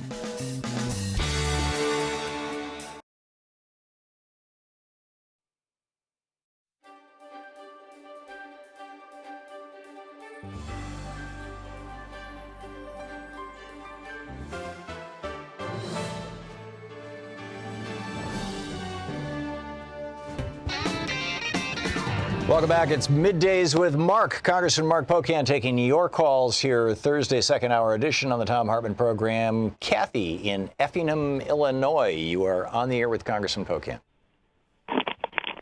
Hello. I had you on speaker. Are you there? You're here. We're here. Hear me? Good. Okay, you just had a caller, gentleman, very rich, he said. Wealthy? I don't know. I don't care. How wealthy? Because we need wealthy people to buy media. TV, radio. Oh, buy a local radio station. Yeah, buy a local TV station. Local big ones, I don't care. Yeah. We just have this awful right-wing takeover of the media. And there's so many people who have the money that they could do that. Congressman, your thoughts? So please, sir. Yeah, I wrote an op-ed about this to Tom Steyer, saying if you really want to impeach Trump, buy iHeartMedia, the former Clear Channel, and you would have 900 radio stations across the country that currently have all right-wing programming, and you could flip them. Anyhow, what are your thoughts? I'll tell you, let me give you a local example of this. In Milwaukee area, when Charlie Sykes used to be on the air, now he's kind of a reformed conservative, goes on MSNBC, but he had a vitriolic conservative show, and another similar radio show was going on. We saw those suburban Milwaukee areas get more and more conservative, and since they've been off, we have seen the people kind of coming back to the blue column and voting. And a local person who had a progressive show got into by buying into a station in Milwaukee, and now they're on the air there. And again, we're seeing that happen just in a very microcosm in Milwaukee, but we can see the influence when you can take that conservative rhetoric off the air and put progressives on. We're having electoral differences, and we're actually seeing it move the needle. So your caller's right, but you don't even have to buy the station. There's other ways to try to get on a station, and we've seen it happen just in Milwaukee. Yeah, amen. Russ in Hickory Hills, Illinois. You're on the air with Congressman Pocan. Hi, yes, nice to talk to you, Tom and Mr. Pocan. I was watching the stock market before I called you. They have a CEO on there. Between the bond maturity and these tax cuts, within 5 years, we are going to be over $8 trillion, not counting no budgets in the hole. And, of course, Donald Trump's blaming the feds today for raising rates and Obama for not paying bills.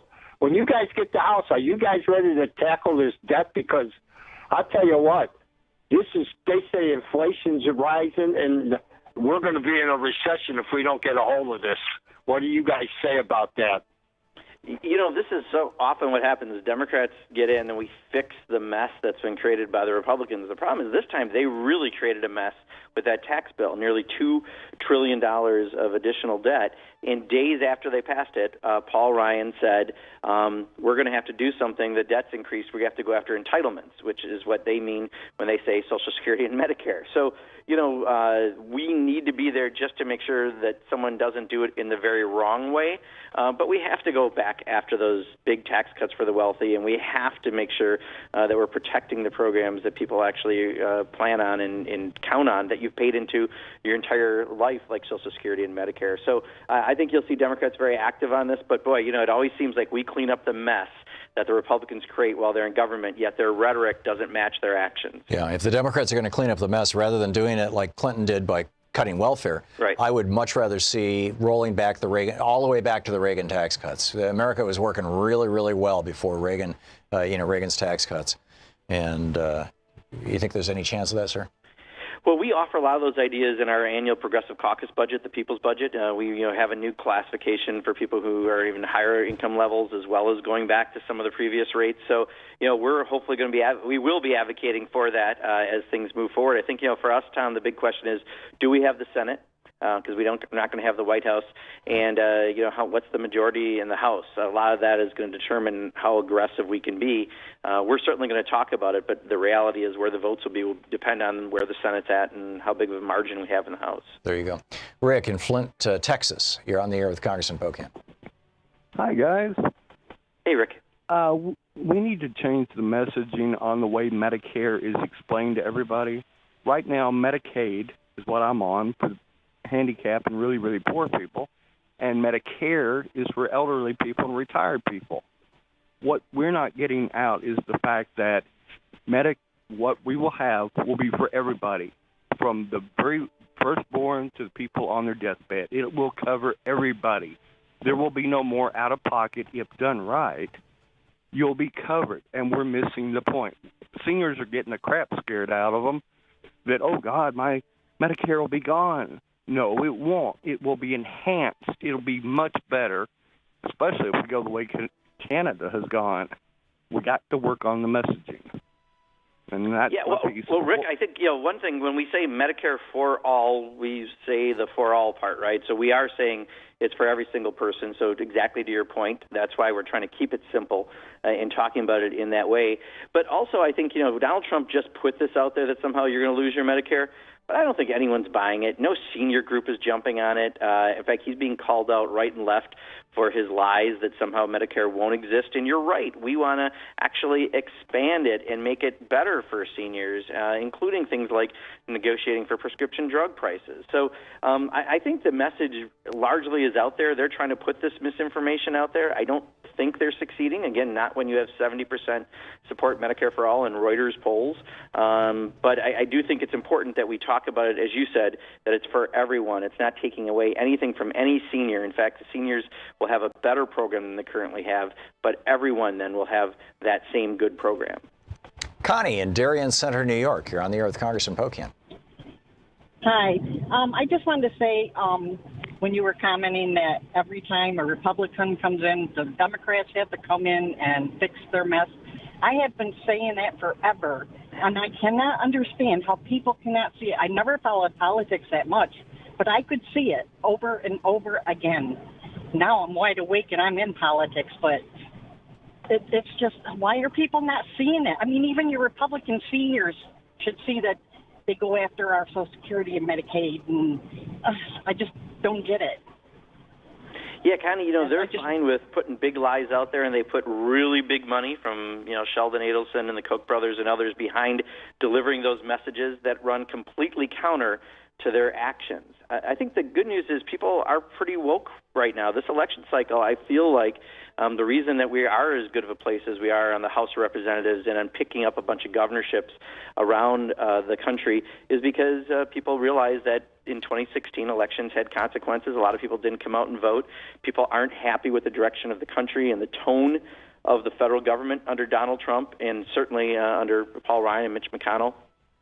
So this is our opportunity to have some lasting substantive change. But, you're so right on this. Thank you for saying that, Connie. And, we're trying to get that message out, too, that, so often what they say doesn't match what they do. And that tax bill was like a classic example when 83% of the benefit goes to the top 1% and they increase the debt $2 trillion. And then days later, Paul Ryan says we have to go after Social Security and Medicare. You shouldn't have to say anything else than just that. Debbie in Darien, New Hampshire. Hey, Debbie, you're on the air with Congressman Pocan. Yes, thank you guys both very much, Tom and Rep. Pocan, for all that you guys do. I sincerely mean that from the bottom of my heart. I think the world would be a much better place if we could clone you two. Thank you, Debbie. Okay, now, you're very welcome. Thank you guys again. So I have a couple of things. How can we make Election Day a national holiday? Yeah, so I mean that's something we could legislatively do, and I think that's actually a really great suggestion because too many people. We want to have maximum participation of everyone who's legally able to vote should go out and vote. And Wisconsin used to be one of the top 3 states in the country. It was Minnesota, Wisconsin, and Maine for turnout. Oregon now with their new system is starting to get up there, and we had the biggest drop off other than I think it was Mississippi in 2016 because we have a governor who has done things like photo ID requirements and ending, as early a voting as we used to have and doing all kinds of other changes to the process. But, if you had a national holiday, no matter who you are, if you're working 2 part-time jobs that day and you can barely get around, you wouldn't have to that day because you'd be able to get to vote, which is the most important thing you can do in our democracy. So I think it's a great suggestion, Debbie, and I think we really should be having a national conversation about it. Karen in Hagerstown, Maryland. You're on the air with Congressman Pocan. Yes. Good afternoon, Mr. Hartman and Congressman. I just want to call in to make a comment. I am very, very upset and angry and it hurts a lot to see Trump at these rallies keep mocking the Me Too movement and women and saying nasty, disgusting things, names he's calling the Democrats. And at age 13, I was molested by a family member. And he has no idea about how hurtful it is and the things he's saying, over national TV all over this country concerning women. This man is not fit to be president of our country. He's destroying this country. All he does at his rallies is just tell nothing but lies. Yeah, well said, Karen. Karen, my apology. I didn't realize we had a hard break here at 45. We'll have Congressman Pocan respond to you right after the break.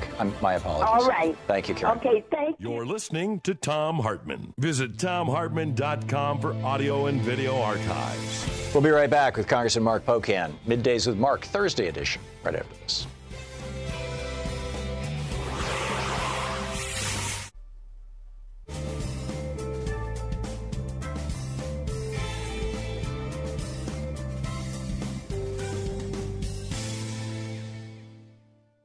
And welcome back. Congressman Pocan. Karen was watching on Free Speech TV. They're still live. Do you want to respond to her?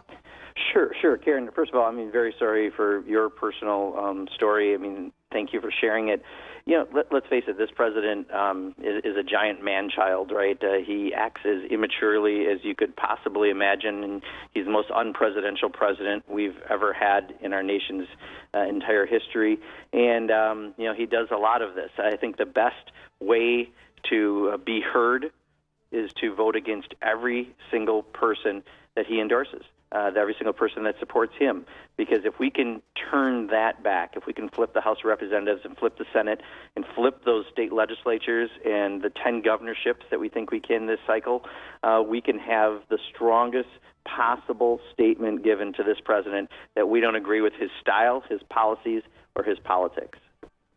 Amen. Jim in Spencer, North Carolina, watching us on Free Speech TV. You're on the air with Congressman Pocan. Yes, thank you for taking my call. Congressman, my question has to do with the Expanded and Improved Medicare Act, House Bill 676 that came out in 2003. Currently has 123 co-sponsors, and I'm proud of you for being one of the original co-sponsors of that bill. Now, the question is that when the House, when we take back the House, how are we going to advance this bill in that the leadership, Pelosi and Hoyer, they still have not co-signed this bill? Right. So, Jim, I believe in the adage, if the people lead, eventually the leaders will follow. We know that there's 70% support based on that recent, month-old Reuters poll, including 52% of Republicans. What we need to do is work with all the organizations that are advancing this. I can tell you what we're doing in Congress is we started a new Medicare for All caucus that Pramila Jayapal and Debbie Dingell and Mark Veazey, and I'm forgetting the fourth person, I apologize, have founded. I think there's about 80 members at least introduced already who've joined that caucus. We're ready to put that out there. That bill will likely change a bit in format because, as you mentioned, that was introduced 15 years ago. It'll probably be a little closer to the bill that Senator Sanders introduced, and there's probably some good and bad in each bill that we can make the strongest possible bill. But we're going to do that internally in Congress, working with our outside progressive partners to get this done. And we just ask that you work with those groups, whether it be Move On or Indivisible, PCCC, DFA, all the different groups, Public Citizen that are out there. Work with them so you can have more advocacy in your local community to get your members of Congress to also be willing to sign on to the bill and willing to vote for the bill. But I think we can get this done just given that the public is there. It's a matter of doing the education we need to on the political end. Congressman, we're 30 seconds in the break. Before the Bernie campaign, I would never have thought that this was possible in my lifetime. Now, I'm thinking it's going to happen in the next 5 years. What are your thoughts? I look at so many things that when Bernie put that out there, when Bernie proved that you could run on small dollar donations, and now campaigns are doing that everywhere, and people are rejecting corporate money. I mean, we are seeing so many transformational changes based on that one campaign. And on Medicare for All, I agree. The fact that 70% of people, 52% of Republicans, that's phenomenal. Yeah, it really is. Congressman Mark Pocan taking your calls for the hour. We'll be back with more of your calls in just a moment. It's the Thom Hartmann Program, helping you win the water cooler wars.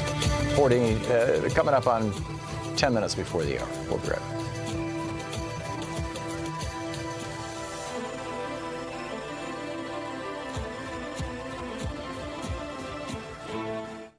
There was a new poll out from Public Affairs Council and Morning Consult. And what this poll found was that while the news media is trusted as a primary source for what's going on, 46% of Americans say they trust the news media, 71% of Americans said that they trust their friends and neighbors as a source of media more than the news media, 71%. Now, what that means is that you, as a Free Speech TV viewer, are well informed on what's going on, far more so than the average person. So you have an opportunity now to be the news source for your friends, your neighbors, your family, whether it's on Facebook or talking to people at the store or your next door neighbors or whatever it may be. And you have an opportunity to let them know about this great news source here, Free Speech TV. Tell them how they can find it. You can go to freespeech.org. You can find all the places where people can watch Free Speech TV. Thank you. Want to connect with the show online? You can find the Thom Hartmann Program on Facebook, Twitter, and Instagram. Podcast.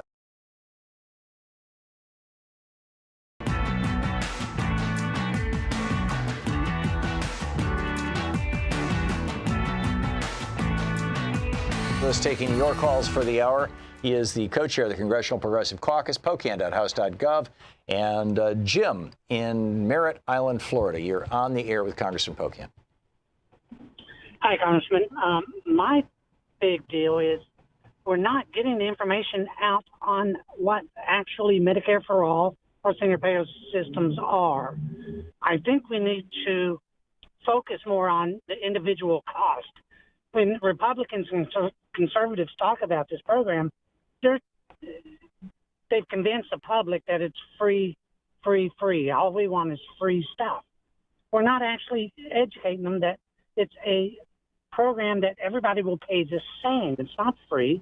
It'll be $350 a month, $400 a month, $5,000 a year, whatever the cost will be. We're not getting that across. That's, I think, the biggest drawback on getting that out there. Sure. Jim, so a couple of things. One, first of all, I respectfully disagree just a little bit that I think many people do understand what we're talking about with Medicare for All, which is why, again, 52% of Republicans and overall 70% of people support it in a poll that was just taken 4 or 5 weeks ago by Reuters. So I think that, while they're trying to put misinformation out there now, a lot of people already fundamentally understand the current system isn't working for everyone, and it certainly didn't work when you had a pre-existing condition and you couldn't get health care. I think once we get to the next session, should we take the majority and we actually are in a position to pass a bill, which we're not able to do right now under Paul Ryan and the Republican majority, you're going to have an educational process, and we'll have conversations with people, and you'll see that activity really increased, and hopefully then we can increase the support even beyond what it's at right now. But, they're clearly pushing back because they're nervous about this. A lot of their moneyed special interests don't want to go down this direction. It is going to affect their profits. But this is one where the people are just tired of having fights over health care. They just want to make sure that their loved ones are covered when they're sick and they don't have to lose insurance because they have a pre-existing condition. Rob in Bainbridge Island, Washington, listening to KSCR. You're on the air with Congressman Pocan. Hello? Rob? Yeah, you're on the air, Rob. Great. Thanks to both of you for the great work you're doing regarding informing a larger audience. I have a question really for both of you, but especially for Mark. On your show, you do a good job of detecting conservative and reactionary trolling, and it's usually very obvious. Unfortunately, that doesn't always work, as with the Russians' involvement with the last election cycle. And I work in the area of developing algorithms for various purposes. Is the government actively attempting to develop algorithms that can detect illegitimate influence, not just in our elections, but just efforts to change policy at all different levels? Political trolling, basically. Yeah, Rob, so when it comes to elections, there's a lot that the federal government's not doing right now that it should be doing. We've got plenty of warnings. We know 2 years ago the direct influence that happened. We know from bringing Facebook and other social media platforms to Congress how it can be misused and why we need to do more to make sure there's not that undue influence from outside characters trying to influence our elections. And yet you see nothing come out of the Trump administration. You see nothing that comes out of the Republicans in Congress to address this. So I think there's much more that needs to happen. Let's hope in the coming weeks that we don't have the same problems in 2016, because we have been more cognizant, and in many ways those platforms have been more cognizant of watching and policing themselves. But there's a whole lot, from voting machine security to online social media to other advertising options, that we have to be more vigilant about, and hopefully that's something we can do if we take the majority. We have a minute and a half to the end of the show. Russ in Portland, Oregon. You got a quick question for Congressman Pocan? Actually, I just wanted to mention that in terms of the Koch brothers being involved in these congressional and Senate elections, pass on the following. We had a situation here in Oregon in 2014 when the Kochs came barrels blazing into the Senate race where Jeff Merkley was running for re-election. And what Jeff did was he did what I call a political jiu-jitsu trick, where he simply made the Koch brothers an issue in the election. And he had these ads where you see these shadowy, evil figures on the screen, and the voiceover said, these morbidly rich oil billionaires from Kansas are trying to buy your election here in Oregon. And it worked. They could not move the numbers, and they pulled out. Okay, we have 40 seconds for Congressman Pocan's response. Yeah, Russ, I was just in Minnesota's 8th Congressional District, the most northern part of Minnesota, where Joe Radinovich is running for Congress in the seat that Rick Nolan is stepping down. It's an open seat. It's a seat that Trump won, and there's a ton of money from Paul Ryan's super PAC that's funded largely by Sheldon Adelson. Here's what they're using, and I think it's effective. There is one donor from Minnesota to that PAC that gave $250, and they're spending millions against this guy. So this isn't about voters in Minnesota or wherever someone lives. This is about really rich people like Sheldon Adelson trying to get even richer, and the Republicans are more than glad to do that for him. And I think you're right. The more we expose that, the more they'll understand those are just lies and not about local values. Congressman Pocan, thanks so much for being with us today. Of course. Thank you, Tom, as always. Really appreciate it. Look forward to next week. Yeah, Thank you. Thank you. Congressman Mark Pocan, you can check out his website at pocan.house.gov. You can tweet him, at @RepMarkPocan. He is the co-chair of the Congressional Progressive Caucus. They have their own website. You can drag it down. And of course, he represents the 2nd District of Wisconsin. We'll be back. You're listening to Thom Hartmann.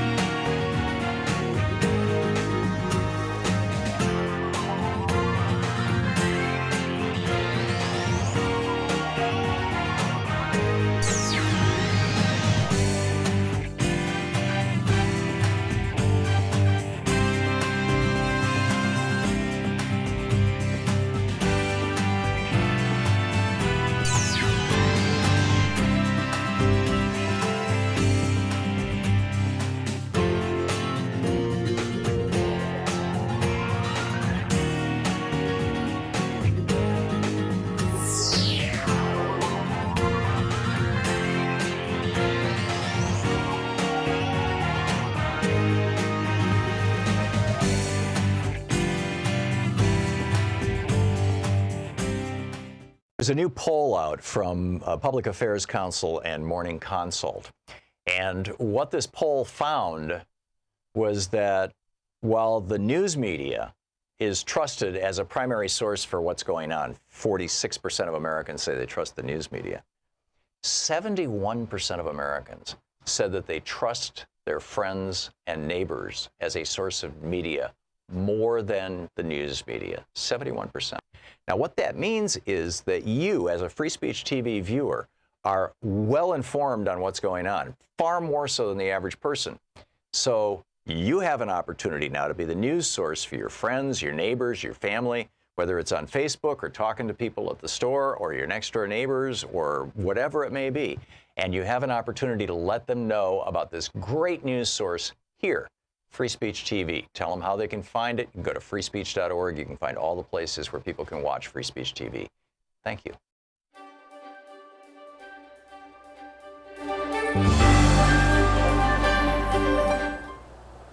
Our book for today is Into the Hands of the Soldiers, Freedom and Chaos in Egypt and the Middle East by David D. Kirkpatrick, who is the international correspondent for the New York Times. This is from Chapter 1. Driving east from Tunis may be the best way to take in the miracle of the Nile.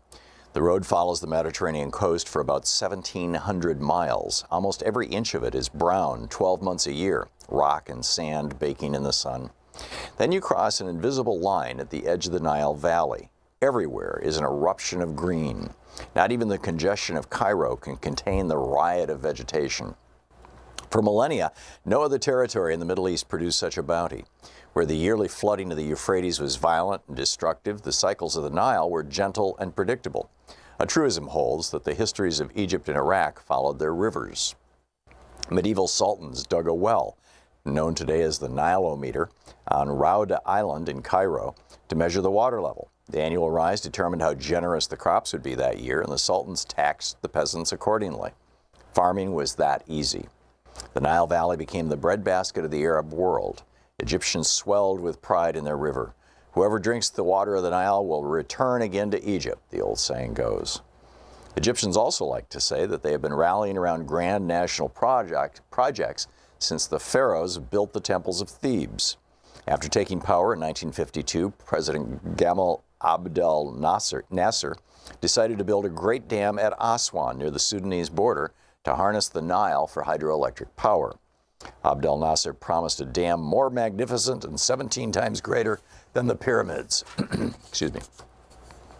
Secretary of State John Foster Dulles announced in 1955 that the United States and the United Kingdom would provide $70 million in assistance for construction of the dam, but he did not like Nasser's denunciations of colonialism or his refusal to ally exclusively with Washington. After 7 months, Dulles withdrew the offer. Abdel Nasser returned to Moscow. The dam became a monument to Stalinist engineering. Its construction displaced 120,000 Nubians, the dark-skinned Egyptians indigenous to the area.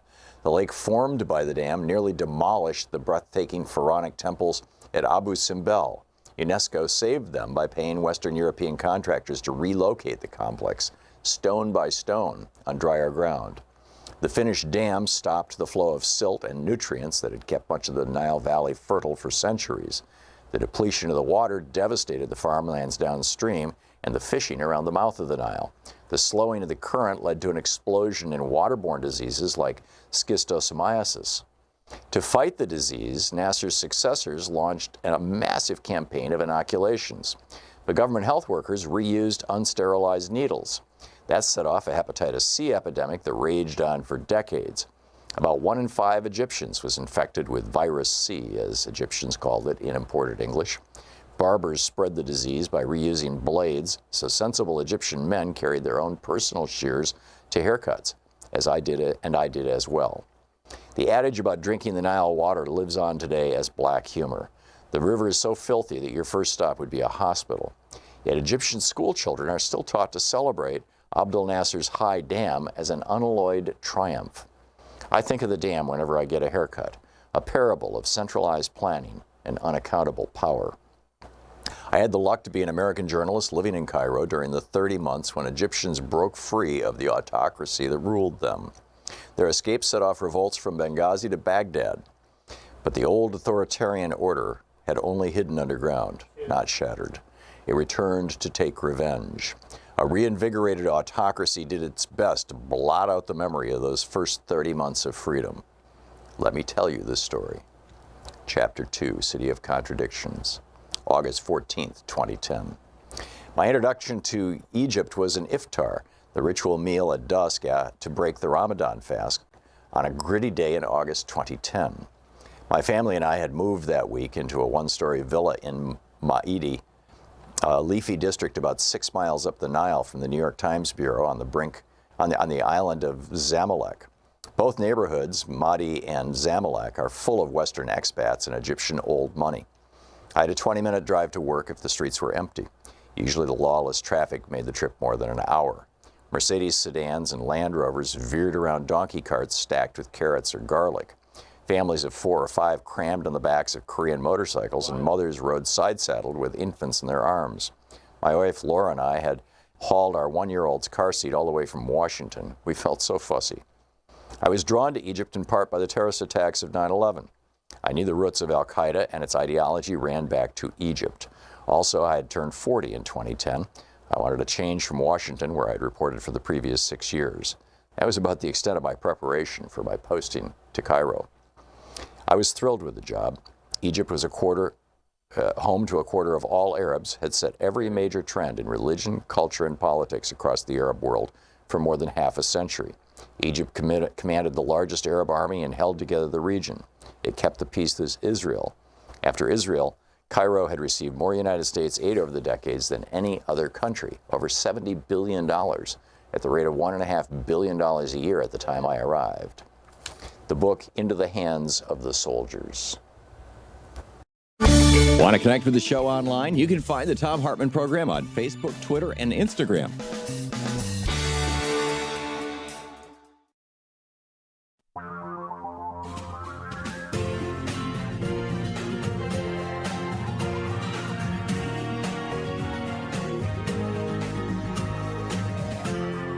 This is the Thom Hartmann Program. Welcome back. Thom Hartmann here with you. Justin Rosario writes for the Daily Banter. And in fact, when we were doing the TV show out of D.C., the founder of the Daily Banter was on our program regularly. I'm drawing a blank on his name right now. So are you, Sean.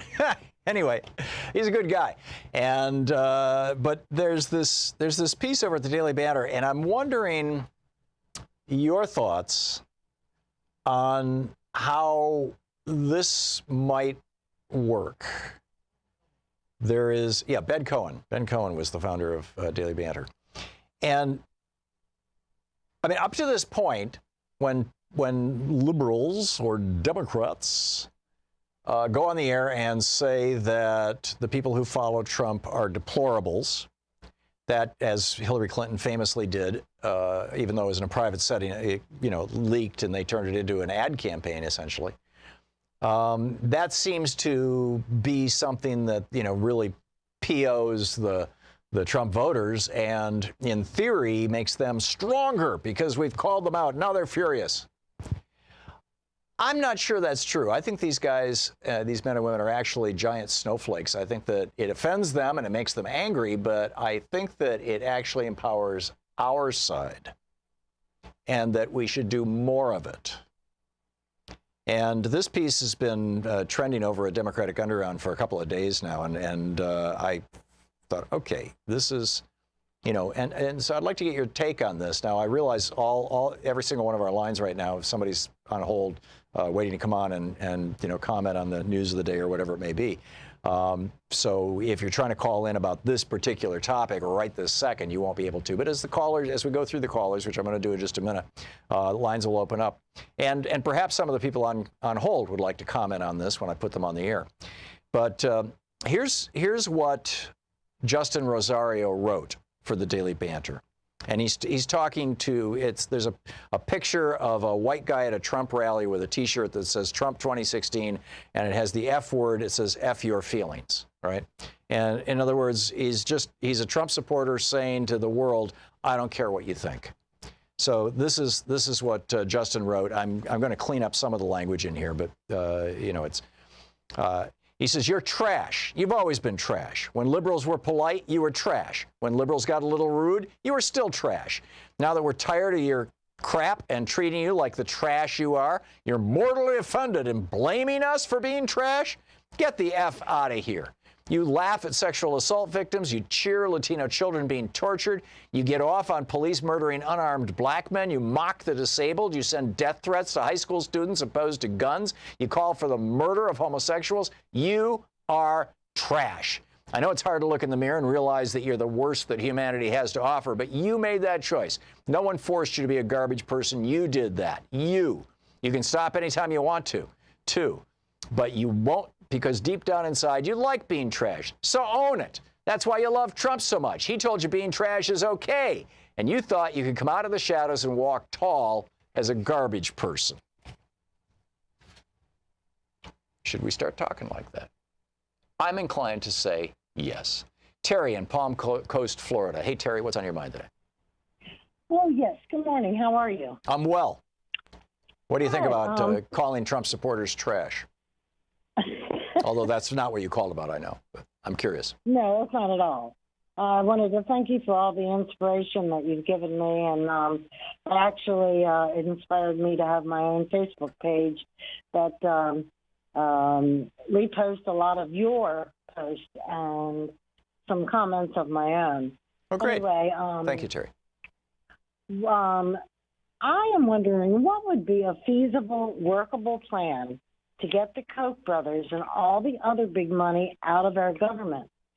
If the Democrats took the entire government, could they do that, or is there some other way? No, there is a way to do it.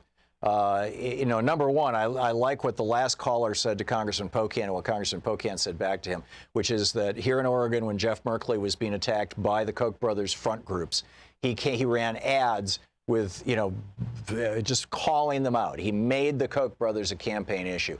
I think that the Democrats should absolutely be doing this nationwide right now in every single race, and I don't know why they're afraid to do it. They need to get out there and they need to turn make the Koch brothers radioactive, and not just the Koch brothers, Adelson and the whole crowd.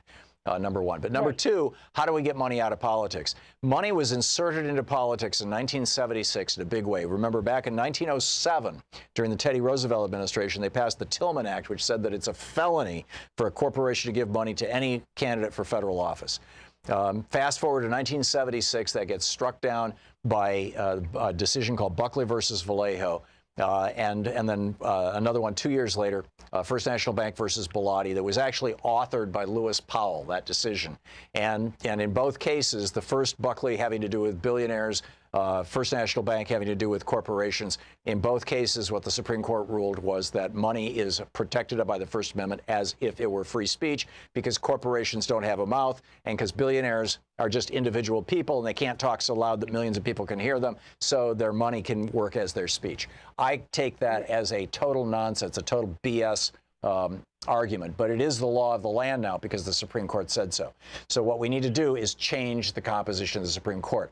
If the Supreme Court had not handed the presidency to George W. Bush in 2000, we would right now have a 7-2 liberal advantage on the Supreme Court. Instead, we've got a 5-4 conservative advantage. So what we need to do, if we get control, and this is your scenario, Terry, and by the way, thank you for calling, what we need to do is pass, a simple majority of Congress can pass legislation that changes the number of members of the Supreme Court.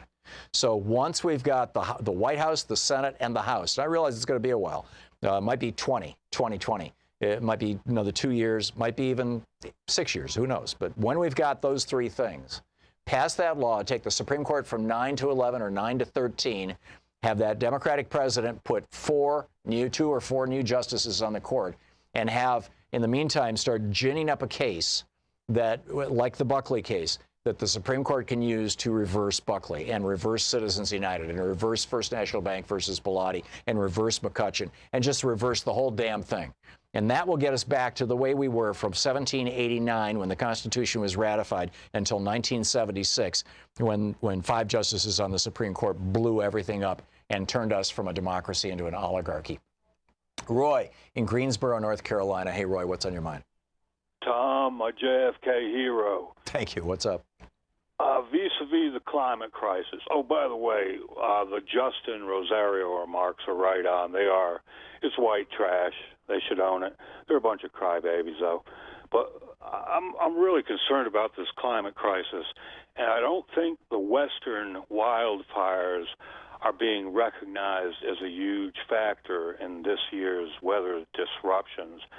Here, Piedmont, North Carolina, every day, 10 to 15 degrees above average. The Misery Heat Index even higher. It's like 100 degrees every day into October. Well, this is why Hurricane Michael went so far so fast, is because the Gulf waters are averaging 83 degrees right now Fahrenheit, and typically in October, October 15th, this time of year, they're 71 to 73 degrees. So they're 10 degrees warmer than normal. That's what jacked Hurricane Michael. It shouldn't have surprised anybody. Forgive my interruption, Roy. Keep on going. No, quite. That's right on, Mark. Chesapeake Bay, I went there this summer in August. They're losing a lot of their salinity. The crabs and oysters are somewhat disappearing because of all the rain we've had and the rain y'all haven't had out west there. Right.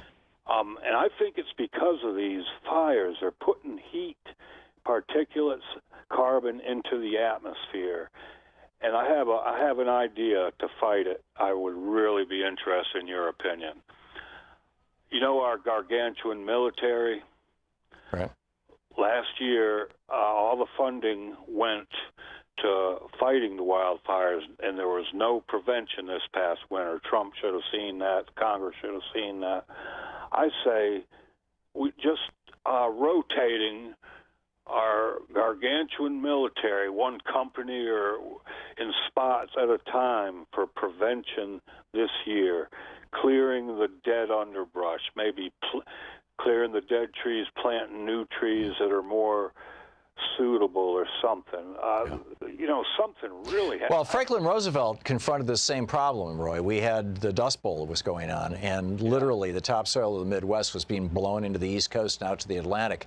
And what he did is he created this thing called the Civilian Conservation Corps, the CCC, and he hired literally a couple million American out-of-work men, and built camps all over the country for them to work from and live in.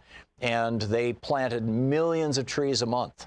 And as they reforested, and a lot of it was just along, roadsides, hedgerows, things like that, property borders.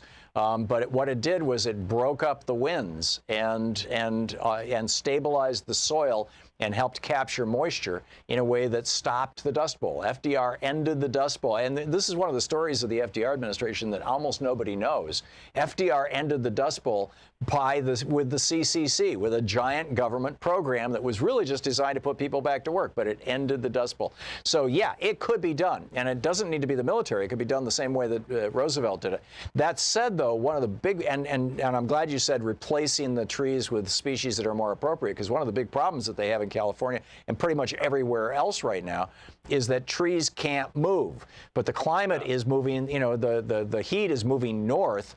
And if the trees could move, they'd be moving at a rate of 2 to 5 miles per year going north, and they're not able to. And so what's happening is these trees that are not designed for these kind of drought conditions are being weakened, and they're being attacked by insects, and all kinds of awful stuff is happening to them, and thus you have the problems that we have. So yeah, whether it's the Pentagon doing it or whether we create a new CCC, great idea, Roy, very good idea.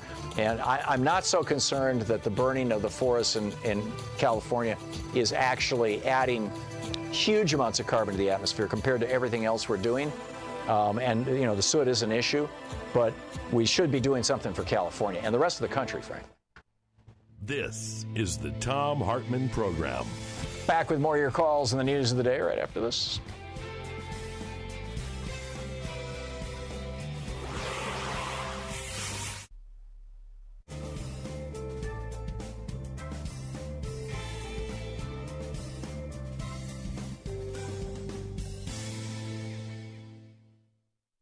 Welcome back. Albert in Marina Del Rey. Hey, Albert, what's on your mind today?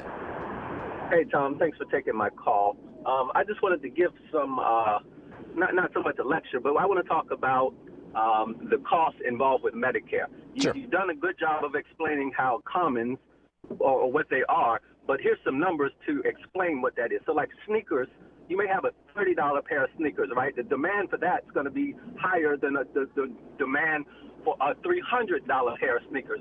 And you do a good job of explaining, why we need Medicare, but the cost side. So Walmart doesn't make anything, but they always have the lowest prices. And that is because they have buying power. And that's what the federal government would have if we have Medicare. So that same TV in Walmart, is the same TV that was in Radio Shack that went out of business. The only difference is one had lower prices, and that's exactly what Medicare is trying to accomplish. And we need to talk more about market forces and not about accounting or finance, because when you have a heart attack, you don't care about balancing the budget because you need the care. Right. Yeah, excellent point, Albert. And the health insurance companies right now they used to operate with a 30 to 35 to, in some cases, even 40% overhead. And a good chunk of that was profits, money, dividends being distributed to shareholders, multi-million in the case of some of the companies like United Healthcare, multi-dozens of millions or even hundreds of millions of dollars compensation for the senior executives. Medicare, on the other hand, runs on a 2 to 3% overhead. The total cost of administration of Medicare is 2 or 3% of all the money that it's handling. And if everybody was on Medicare, that would actually probably go down a little bit. Not a whole lot, because you'd have to expand the bureaucracy. And your point is absolutely the issue, that if all of us get together and we have this collective buying power, and which is why Medicare itself right now is more efficient than a lot of insurance policies. Although the insurance companies are doing the same thing. They're going into hospitals and saying, okay, we want a bulk rate on, A, B, or C.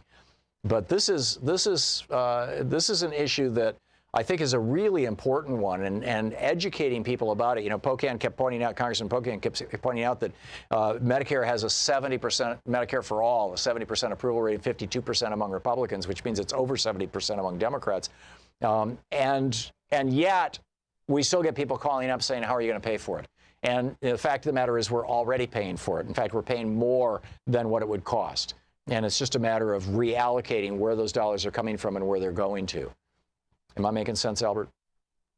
That's absolutely right, Tom. And you have to say to people, we don't pay for things now. So the question shouldn't be how do we pay for things in the future? Yeah. Well, and if we took that, right now about 20% of Americans, I think it's 17%, have no health insurance.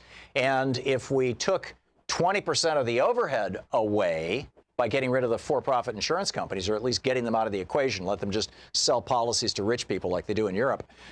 If we took them out of the equation, we capture 20% of our revenues, and that allows us to pay for the health insurance for 20% for that uninsured 17%.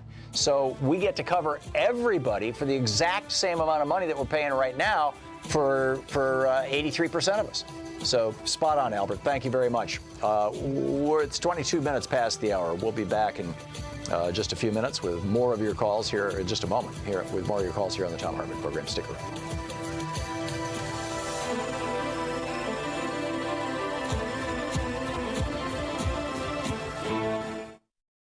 There was a new poll out from Public Affairs Council and Morning Consult. And what this poll found was that while the news media is trusted as a primary source for what's going on, 46% of Americans say they trust the news media, 71% of Americans said that they trust their friends and neighbors as a source of media more than the news media, 71%. Now, what that means is that you, as a Free Speech TV viewer, are well informed on what's going on, far more so than the average person.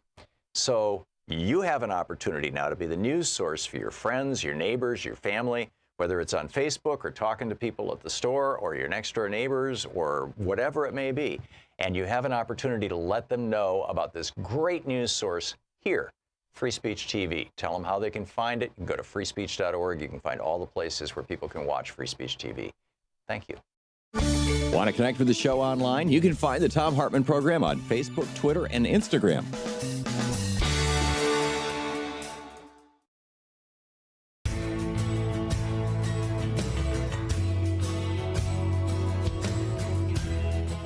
Welcome back. Thom Hartmann here with you, and Emily in Chicago. You wanted to comment on my comment on the op-ed from the Daily Banner. Emily? Yes. Hello. Hey, you're on the air. Emily, can you hear me? Yeah, you're on the air, Emily. Don't listen to your radio or your TV or whatever it is. Just talk to me on the phone, please. Hello, Tom. Can you hear me? I can. Can you hear me, Emily? Yes, I can hear you. Thanks for taking my call. I'm actually former military, and I just wanted to send a shout out to everyone who has, taken the oath to protect and defend the Constitution. That it's very clear that there's something very, very wrong going on, both with the Republican Party and certainly with President Trump. And essentially, military people are aiding and abetting foreign enemies of state by just willfully ignoring what is just blatantly obvious. And it just makes me very, very angry that so many people in my community can just disregard what they are supposed to be doing. That's all I have to say. I can take your questions offline. Thank you. Emily, when Donald Trump loves to position himself in front of a bunch of people in uniform, is there a sense among the military community, the veteran community, that Trump is hustling people, that he's using them as props, or when he lavishes praise on our great patriots, he uses the language, obviously, but Corporal Bone Spurs here, the guy who got 5 deferments back in the 60s. I'm not buying that. Do you think that the people in the military, the veterans, are actually buying this? Honestly, I was enlisted, and I did not. You did not what? I did not know about what was going on in the real world during the time when I was enlisted. Right. And it was only after I started utilizing my post 9/11 GI Bill and going to very fine institutions of higher learning that I started to put the pieces together of what I saw in Iraq in terms of just military industrial complex and so on, and the movers and shakers globally in terms of oil, and then, a background in history. I didn't start to put that together. And so I don't think that my fellow service members really are getting information, the correct information, either from their chain of command or from local media. Maybe it's Sinclair Media. Maybe they're willfully, not looking for the information. Well, no, American Forces Radio carries a bunch of right-wing talk. I mean, they carry my program. I've been out. Yeah. Yeah. I've been out for some time, so I'm not really sure what's trickling down to them in terms of the chain of command. But I cannot understand why they can't put 2 and 2 together that we're under attack domestically. Yeah, we definitely are. Thank you, Emily. Thank you so much, and thank you for serving your country in the military. It's a noble thing. Emily, I appreciate the call. And we will be back. It's 27 minutes past the hour. Seth Abramson, by the way, tweeting, and Jared Kushner could have warned the Saudi, Mr. Khashoggi, who got murdered, based on his conversation he had with the Crown Prince the day before the killing. You're listening to the Thom Hartmann Program. Call 202-808-9925. Really? Jared Kushner had a conversation with the Crown Prince the day before the Crown Prince had Khashoggi murdered? Seriously?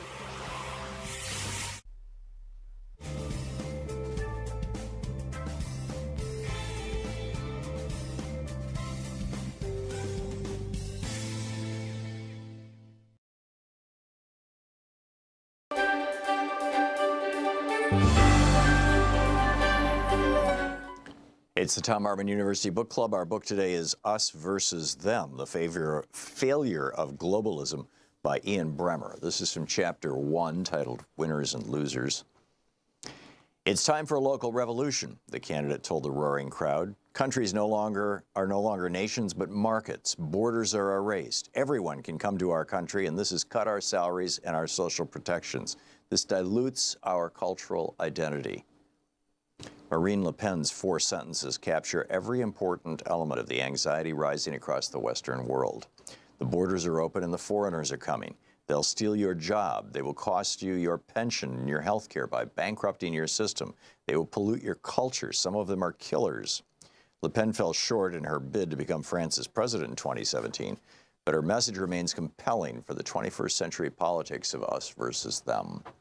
But this is not a story about Marine Le Pen or Donald J. Trump or any of the other populist powerhouses who have emerged in Europe and the United States in recent years.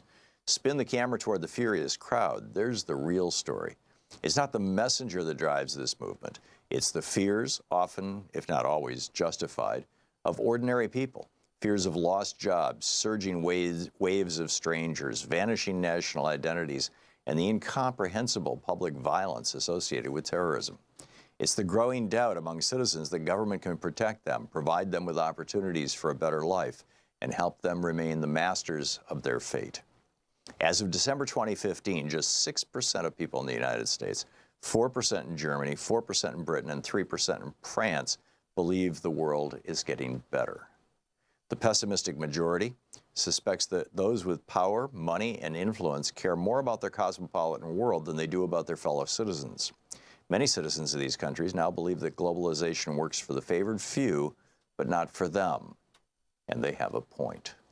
Globalization, the cross-border flow of ideas, information, money, people, goods, and services, has resulted in an interconnected world where national leaders have increasingly limited ability to protect the lives and livelihoods of their citizens. In the digital age, borders no longer mean what citizens think they mean. In some ways, they barely exist. Globalism, the belief that the interdependence that created globalization is a good thing, is indeed the ideology of the elite. Political leaders of the wealthy West have been globalism's biggest advocates, building a system that has propelled ideas, information, people, money, goods, and services across borders at a speed and on a scale without precedent in human history. Sure, more than 1 billion people have risen from poverty in recent decades, and economies and markets have come a long way from the financial crisis. But along with new opportunities come serious vulnerabilities, and the refusal of the global elite to acknowledge the downsides of the new interdependence confirms the suspicions of those losing their sense of security and standard of living that elites in New York and Paris have more in common with elites in Rome and San Francisco than with their discarded countrymen in Tulsa, Turin, Tuscaloosa, and Toulon. The globalists gutted the American working class and created a middle class in Asia, former White House strategist Steve Bannon told The Hollywood Reporter a few days after Donald Trump's 2016 election victory. The issue is now about Americans looking not to get effed over, end of quote. In the United States, the jobs that once lifted generations of Americans into the middle class and kept them there for life are vanishing. Crime and drug addiction are rising. While 87% of Chinese and 74% of Indians told pollsters in 2017 that they believe their country is moving in the right direction, only 43% of Americans said the same thing. In Europe, the European Commission and the unelected bureaucrats who enforce its rules have legislated for its 28-member nations without understanding their very needs. In recent years, they've failed to halt a debt crisis that has forced many Europeans to accept lower wages, higher prices, later retirement, less generous pensions, and an uncertain future, all while telling them that they must bail out foreign countries that have spent their way into debt. In the migrant crisis, globalist European leaders insisted that all EU members must accept Muslim refugees in numbers determined in Brussels, and barricades and a spike in nationalism were the result. I'm defining nationalism here as one form of us versus them intended to rally members of one nation against those of other nations. Were the wave of populist nationalism sweeping the United States and Europe only signs of globalism's failure, it would be bad enough. But there's a larger crisis coming. Many of the storms creating turmoil in the U.S. and Europe, particularly technological change in the workplace, broader awareness of income inequality, are now headed across borders and into the developing world, where governments and institutions are not ready. Developing countries are especially vulnerable because the institutions that create stability in developing countries are not as sturdy, and social safety nets aren't nearly as strong as in the United States and the European Union.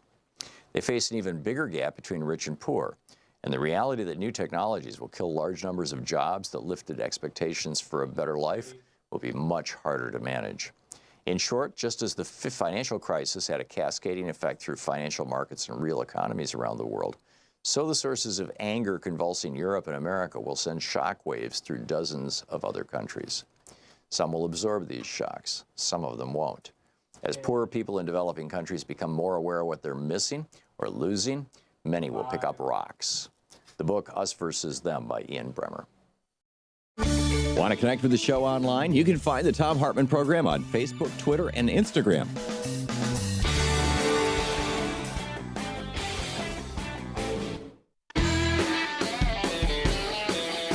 Welcome back. Thom Hartmann here with you. And Nancy in Big Rapids, Michigan, you want to disagree with me about calling Trumpistas garbage? I do. Go for it. I do. I've listened to you a lot, and I agree with almost everything you say. But this one, to call a person trash or garbage, first of all, we need to stop calling each other names in this country because there's already too much hate and anger. But this one strikes me personally because the company that picks up my trash or garbage, whichever we call it every week, belongs to a young man who was one of the finest youngster I ever taught in school. And his father died and left him this business, and he picked it up, and he's proud of it. Well, he's not And calling he does people garbage excellent work. collectors. He's calling them garbage.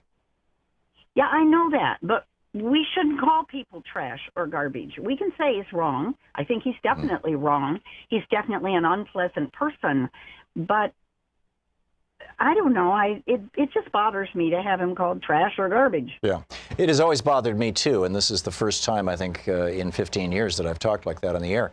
But I'm reaching this point where and maybe I shouldn't. Yeah, Well, I Nancy. think we all are. Yeah. Okay, we Nancy. all are, and we have to. Go ahead. Yeah, go ahead. No, I was just going to thank you. So finish your thought. Just that we all feel that way at this. Very frustrated. Very, it's tough, but we've got to tough our way through it and stay strong because we got to win our way out of this. Yeah. Yeah. Well said, Nancy. Thank you for your vote on the issue. I appreciate it. And Lisa in Seattle. Hey, Lisa, what's up? Well, hi, Tom. How are you? I'm well. I hope you are too. Great. I am. Thank you. And I just heard Nancy, and I to some degree understand. But, when you take the higher road is usually when you have a mutual respect with somebody. And there's an old saying, you don't make nice with cancer. And unfortunately, a lot of people in our government, the Republican Party and the Trump people, they don't respect anything but toughness for some reason. And we keep taking the higher road, and it's really not serving us, in my humble opinion. Yeah, somebody just yesterday came out and changed, and it was a high-profile politician. I'm sorry, I don't remember who it was. Maybe you do, Lisa, or Sean, or Nate, one of you guys. Said, Michelle Obama's thing, when they go low, we go high. And this person said, no, when they go low, we kick them. And, I'm sorry, I can't recall who it was, but what do you think of that, Lisa?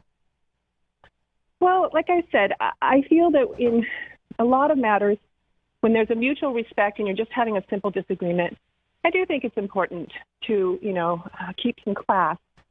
But I'm like you, Tom. I'm way beyond that now. Yeah. I feel like I'm constantly being attacked. My psyche is being attacked. My hope for my future is being attacked. It's a little disingenuous to ask me to keep taking the high ground. Yeah. Because there's an old saying in a spiritual thing that I belong to. It says it's a 1,000 times harder to live according to the law of love than to live according to the law of hatred. Mm-hmm. And it is. Mm-hmm. And I do pledge myself to live that way. But sometimes you've got to fight back. Yeah. Sean just told me the person who said when they go low, we kick them is Eric Holder, the former attorney general who may be running for president in 2 years. So he came out with that yesterday. Wow. Okay. Yeah. Yeah, former prosecutor. I guess that's what you do. Lisa, thank you. Thank you for everything that you just shared with us. It's great. Victoria in Chico, California. Hey, Victoria, what's on your mind? Thanks for watching us on Facebook Live. What's up? Hi, Tom. This is actually my first time tuning in to you. One of my friends was kind enough to share your feed. Cool. So I was hoping to comment on a conversation you had began earlier regarding money in politics. Mm-hmm. I am an intern with the organization Move to Amend. Oh, God bless you. Heard of. I have supported Move to Amend for years. I know. So I really, really appreciate that. And I just wanted to be able to give a quick little explanation of what that is, just in relation to the concept of money in politics.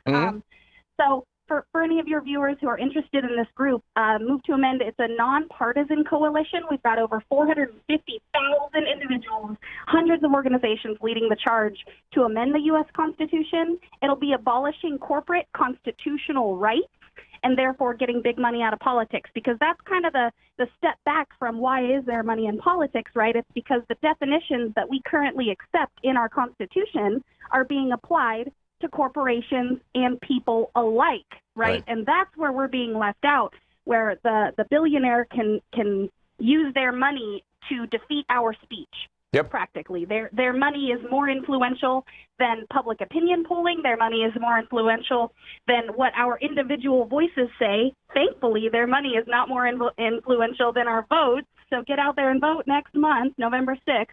I just wanted to make sure that people knew there is a huge collective organization working really hard to amend the Constitution. I think your approach to restructure the Supreme Court so that we could start eroding those precedents from that process is a great idea as well. But I think that the Move to Amend's strategic plan to amend the Constitution would actually rewrite the constitutional applications. Therefore, those precedents will be null and void at that point. So it would be much more solid.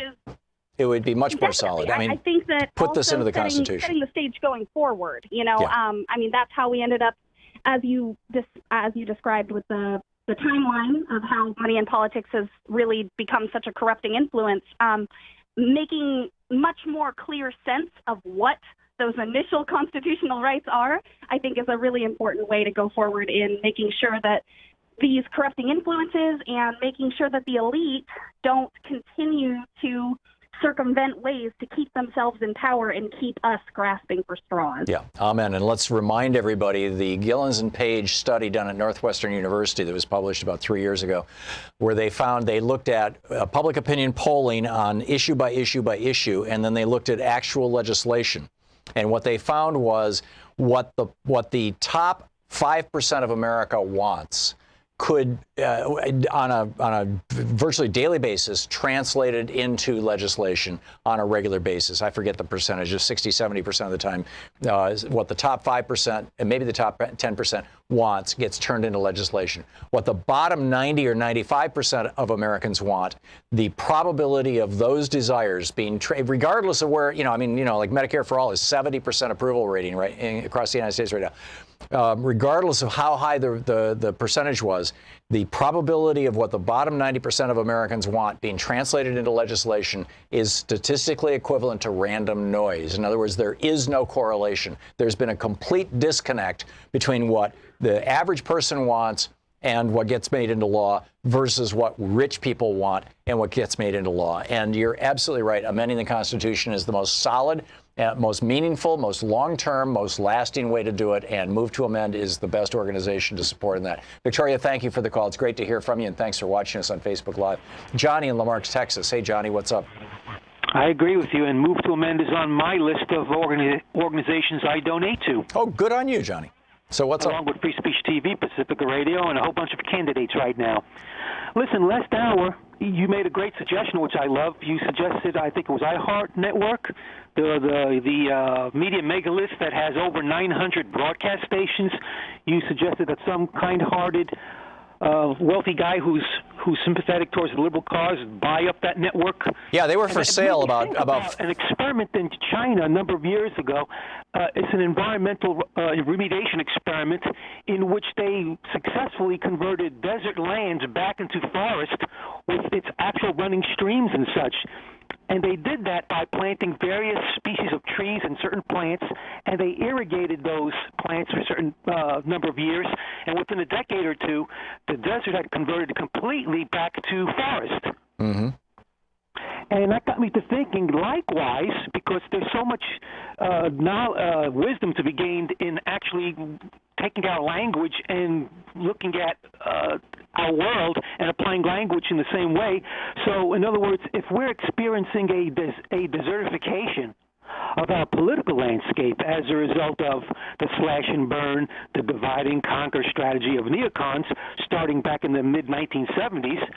When you take away that source of misinformation and infection and you replace it with actual journalism, the political landscape eventually can grow green again. Yeah, that's an excellent point, Johnny. And this is the flip side of that is also true, which is that back in the 70s, in 1971, when Lewis Powell said to business, you've got to get control of the media, you got to get control of the universities, you got to get control of the think tanks, you got to get control of the Supreme Court and the entire judiciary, the federal judiciary, and then you need to start getting control of state houses. When he laid that out, the billionaires stepped up and said, we're going to do it, and they now have control of the media, and they have in fact, their own television network, Fox News, just owned by a billionaire, always presenting the billionaire's perspective, although they always present it as the little guy's perspective. But, anybody who spends 5 minutes on Fox News, with half a brain knows that's BS.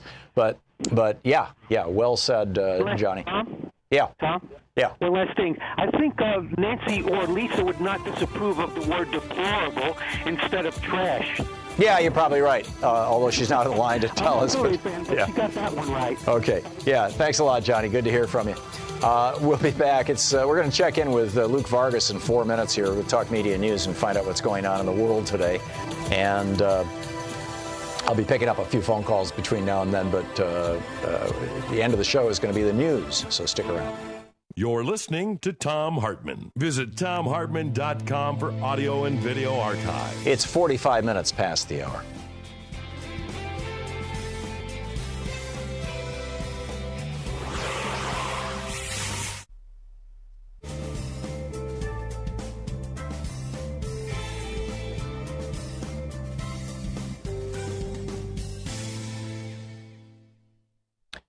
And welcome back.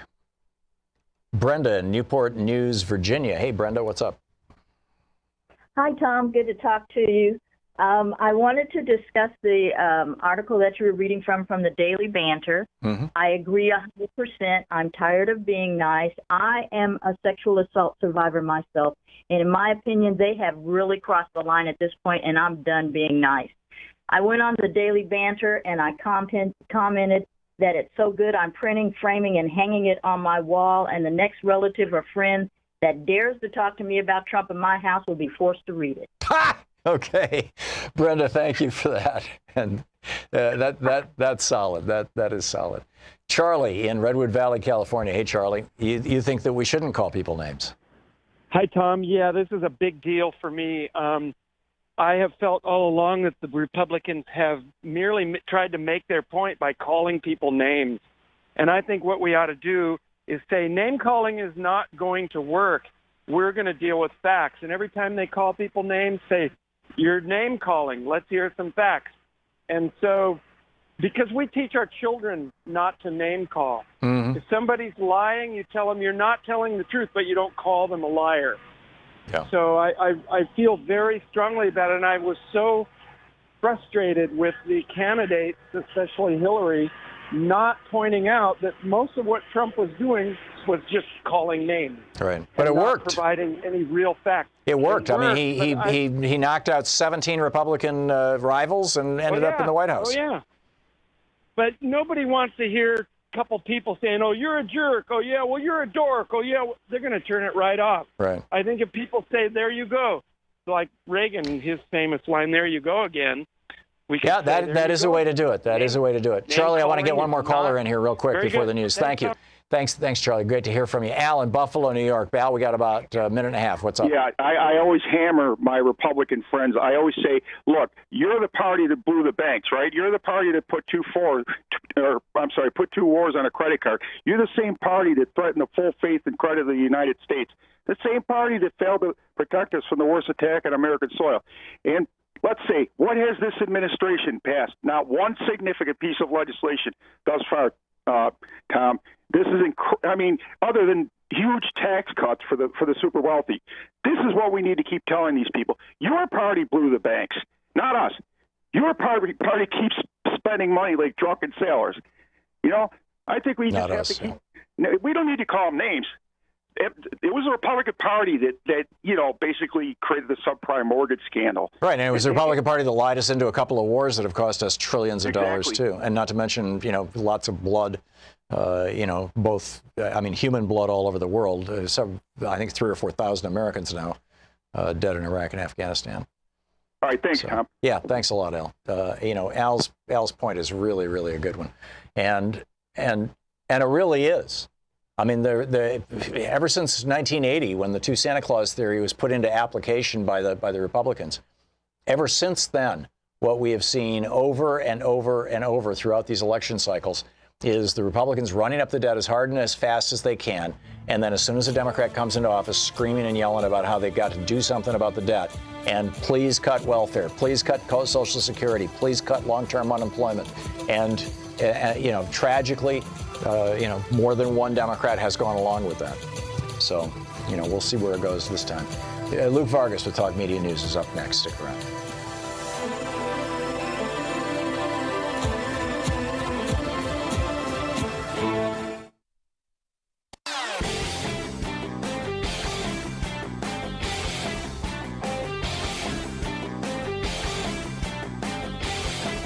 There was a new poll out from Public Affairs Council and Morning Consult.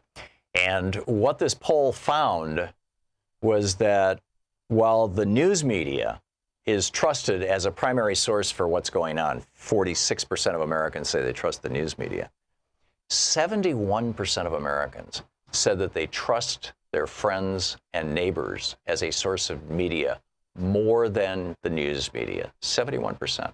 Now, what that means is that you, as a Free Speech TV viewer, are well informed on what's going on, far more so than the average person. So you have an opportunity now to be the news source for your friends, your neighbors, your family, whether it's on Facebook or talking to people at the store or your next door neighbors or whatever it may be. And you have an opportunity to let them know about this great news source here. Free Speech TV. Tell them how they can find it. You can go to freespeech.org. You can find all the places where people can watch Free Speech TV. Thank you. Want to connect with the show online? You can find the Thom Hartmann Program on Facebook, Twitter, and Instagram. Again, we Talk Media News. Find out what's going on in the world today. This report brought to you by goatsfortheoldgoat.com and Loving What You Do, Ellen Ratner's new book. Luke Vargas is on the line with us, the chief foreign correspondent for Talk Media News, live from the United Nations. You can follow Luke at The Courier on Twitter. Luke, the death penalty, we're getting some good news here? We are, both from within the United States and outside of our borders. Outside of our borders, the decision impacting many more people is that Malaysia, their new president, their new old leader, who's, I believe, in his early 90s, says, look, we are going to set in motion, beginning on Monday, legislation to outlaw the death penalty. And for now, there's an immediate halt to 1,200 planned executions. Malaysia, a country that uses hanging as a punishment for a whole range of crimes, including things like drug trafficking, which I think we could agree does not rise to the severity of execution, let alone any crime, perhaps. Amnesty International praising this, calling this an astounding turnaround for a country that had really clung to this policy. I think a lot of this has to do with the fact that Malaysia has been trying to free a number of its citizens who are on death row in other countries, and they found, unsurprisingly, you have little standing to make that case when you kill people in your own criminal justice system. This is, I think, a great development. And then Washington State has now become the 20th state in the United States, plus the district and Puerto Rico, to also ban the death penalty. The Supreme Court in Washington today saying this was an arbitrary type of policy. It was not applied with any consistency and was often racially motivated. And I have to say, it's part of, I think, momentum behind this. Unfortunately, it's limited, it seems, to blue states. Since 2007, we've seen New Jersey, New York, New Mexico, Illinois, Connecticut, Maryland, Delaware, and now Washington all ban the death penalty. What do those states have in common? So this is a trend. I just would hope it leaves blue states at some point, and people's conscience is peaked here. But again, a great day of progress. One day on the heels of the UN's day against the death penalty, you see a major state and a major country reversing course here. I think it's a great development. Remarkable. The Orthodox Church, and is this the Russian Orthodox Church, the Greek Orthodox Church? There's the Coptics, the Egyptian Orthodox Church, has granted autocephaly to Ukraine's church, which sounds like a genetic brain disorder. It does. Yes, exactly. Well, this is a big development for Russia and for Ukraine. This is the Orthodox Church based in Constantinople, their patriarch, ruling today after years of appeal from Ukraine. Now, just worth pointing out, Ukraine, one of the largest Orthodox populations in the world, their church has been under the control of the Moscow-based Russian Orthodox Church. So you see the patriarchs of Moscow appointing the leaders to the church in Ukraine, and for centuries calling the churches in Ukraine that don't want to be under Moscow's influence schismatic, right? They're not, part of the faith, and their, parishioners are not part of the communion. This has now been reversed. This is a lot of it has to do, according to the interviews I've done, with the fact that Russia had been using its Orthodox Church to exert types of influence on Ukraine. It was sort of a political force in many ways in the Church of Constantinople here, knowing full well that they will lose the backing of the Russian Orthodox Church. Their, patriarch has been already warned. If you do this, if you grant, if you turn the Church of Ukraine into its own entity, Russia's Orthodox Church will stop following the Orthodox Church based in Turkey. They went ahead and did it anyways. A lot of this has to do with the fact that now when you take out the Ukrainian churches, the Ukrainian priests who are part of the Orthodox faith, you take them out of the Russian Church becomes much smaller. And so it's sort of a contest for power. It reminds me of a history textbook. It seems like an issue that we wouldn't be dealing with in 2018, but there's a lot of sort of Ukraine-Russia politics at play here, and it seems Ukraine has come out in the winner. Yeah, fascinating. And then this Chinese spy and all the corporate espionage against the United States. What's going on with this? Yeah, his name's Yu Yanjin. He was arrested in Belgium earlier this year and extradited to the United States on Tuesday, accused of economic espionage, attempting to steal trade secrets from General Electric Aviation and another firm, which likely is Boeing. This is what experts are calling sort of an increasingly common Chinese strategy as U.S. and international firms realize they need to be very careful with their own data privacy when their executives go to China. They're wary about doing various sorts of information, sharing with the Chinese. And so you're seeing an increasing pattern where there are intrusion efforts, in American biotech, defense, pharmaceuticals, transportation. You see sort of Chinese intelligence assets trying to infiltrate those companies, recruit people from those companies to come to China for meetings and then take some of their data there. And it really cuts against the whole sort of professed China, made in China trade strategy, right? They're trying to say, hey, we don't want to be relying on the U.S. and other countries for some of our key industries. Right. Well, it seems like one way to do that is to sort of tap into the American brain power a little bit. At least that's the accusation. Let's see. I mean, I think we're going to hear a lot more of this between now and the midterms. I don't think it's coincidental. This administration has been talking a lot in recent weeks about Chinese attempts to sway the election. This guy had been detained in Belgium since March. I wonder if there's some, timing here to have another bad news story about China just a few weeks ahead of the midterm. Oh, that's interesting. So you think Trump might have pulled this out of the hat for political purposes? I'm not accusing him, but I would keep your eyes on the headlines. See how much more anti-China stories we get the next few weeks. There you go. Luke Vargas. You can follow him on Twitter as The Courier. Thank you, Luke. Thank you, Tom. And thank you for being with us today. It's been a fascinating day, as it seems like every single day in Trump world here has its ups and downs, shall we say. But anyhow, we soldier on, right? We continue. This is the place where despair is not an option. Get out there, get active, tag You're It. We'll see you tomorrow. You've been listening to Thom Hartmann. For audio and video archives, visit thomhartmann.com.